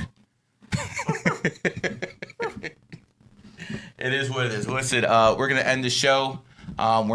Maybe we'll do a show on Thursday in a different studio. Yeah, you can. No, I like my baby over here, Facts. man. You know what I'm saying? This is a perfect. We should have like this right here. That'd be Stuff hilarious. like that. Yeah, but you know how many people are watching this? They're mad right now. Oh no, of course. But not the people who are donating because they got this themselves. Yeah. I want you guys to understand one thing. I'm talking to you groypers out there. It doesn't matter who's in charge. The Chinese, the blacks, the Jews. It doesn't matter. You're always going to be the bottom of the barrel. Absolutely every single time. Because you want to blame everyone for everything. I'm sorry. It is not the Jews' fault you can't get a woman. I'm sorry. It is not the fucking Jews' fault that you're a fucking broke ass bitch. You might be mad. But see, this is what happens when you work hard. This means nothing. If I lose this in the casino, am I going to cry? I won't even fucking think about it, bro. I'll fucking sleep like a goddamn baby. Time is running out. You can find me anywhere on GG33. And I'm gonna be taking over another platform very soon. Fresh? Guys, I will be in Vegas tomorrow for Access Vegas with Rolo Tomasi and Michael Sartain with some girls. Go check it out tomorrow at 8:30 p.m. They're And attractive. They're from Vegas, man. I mean, you know what you're getting over there, brother. But we're gonna be in LA, possibly No Jumper for a show as well. Well, I'm gonna on go in Friday.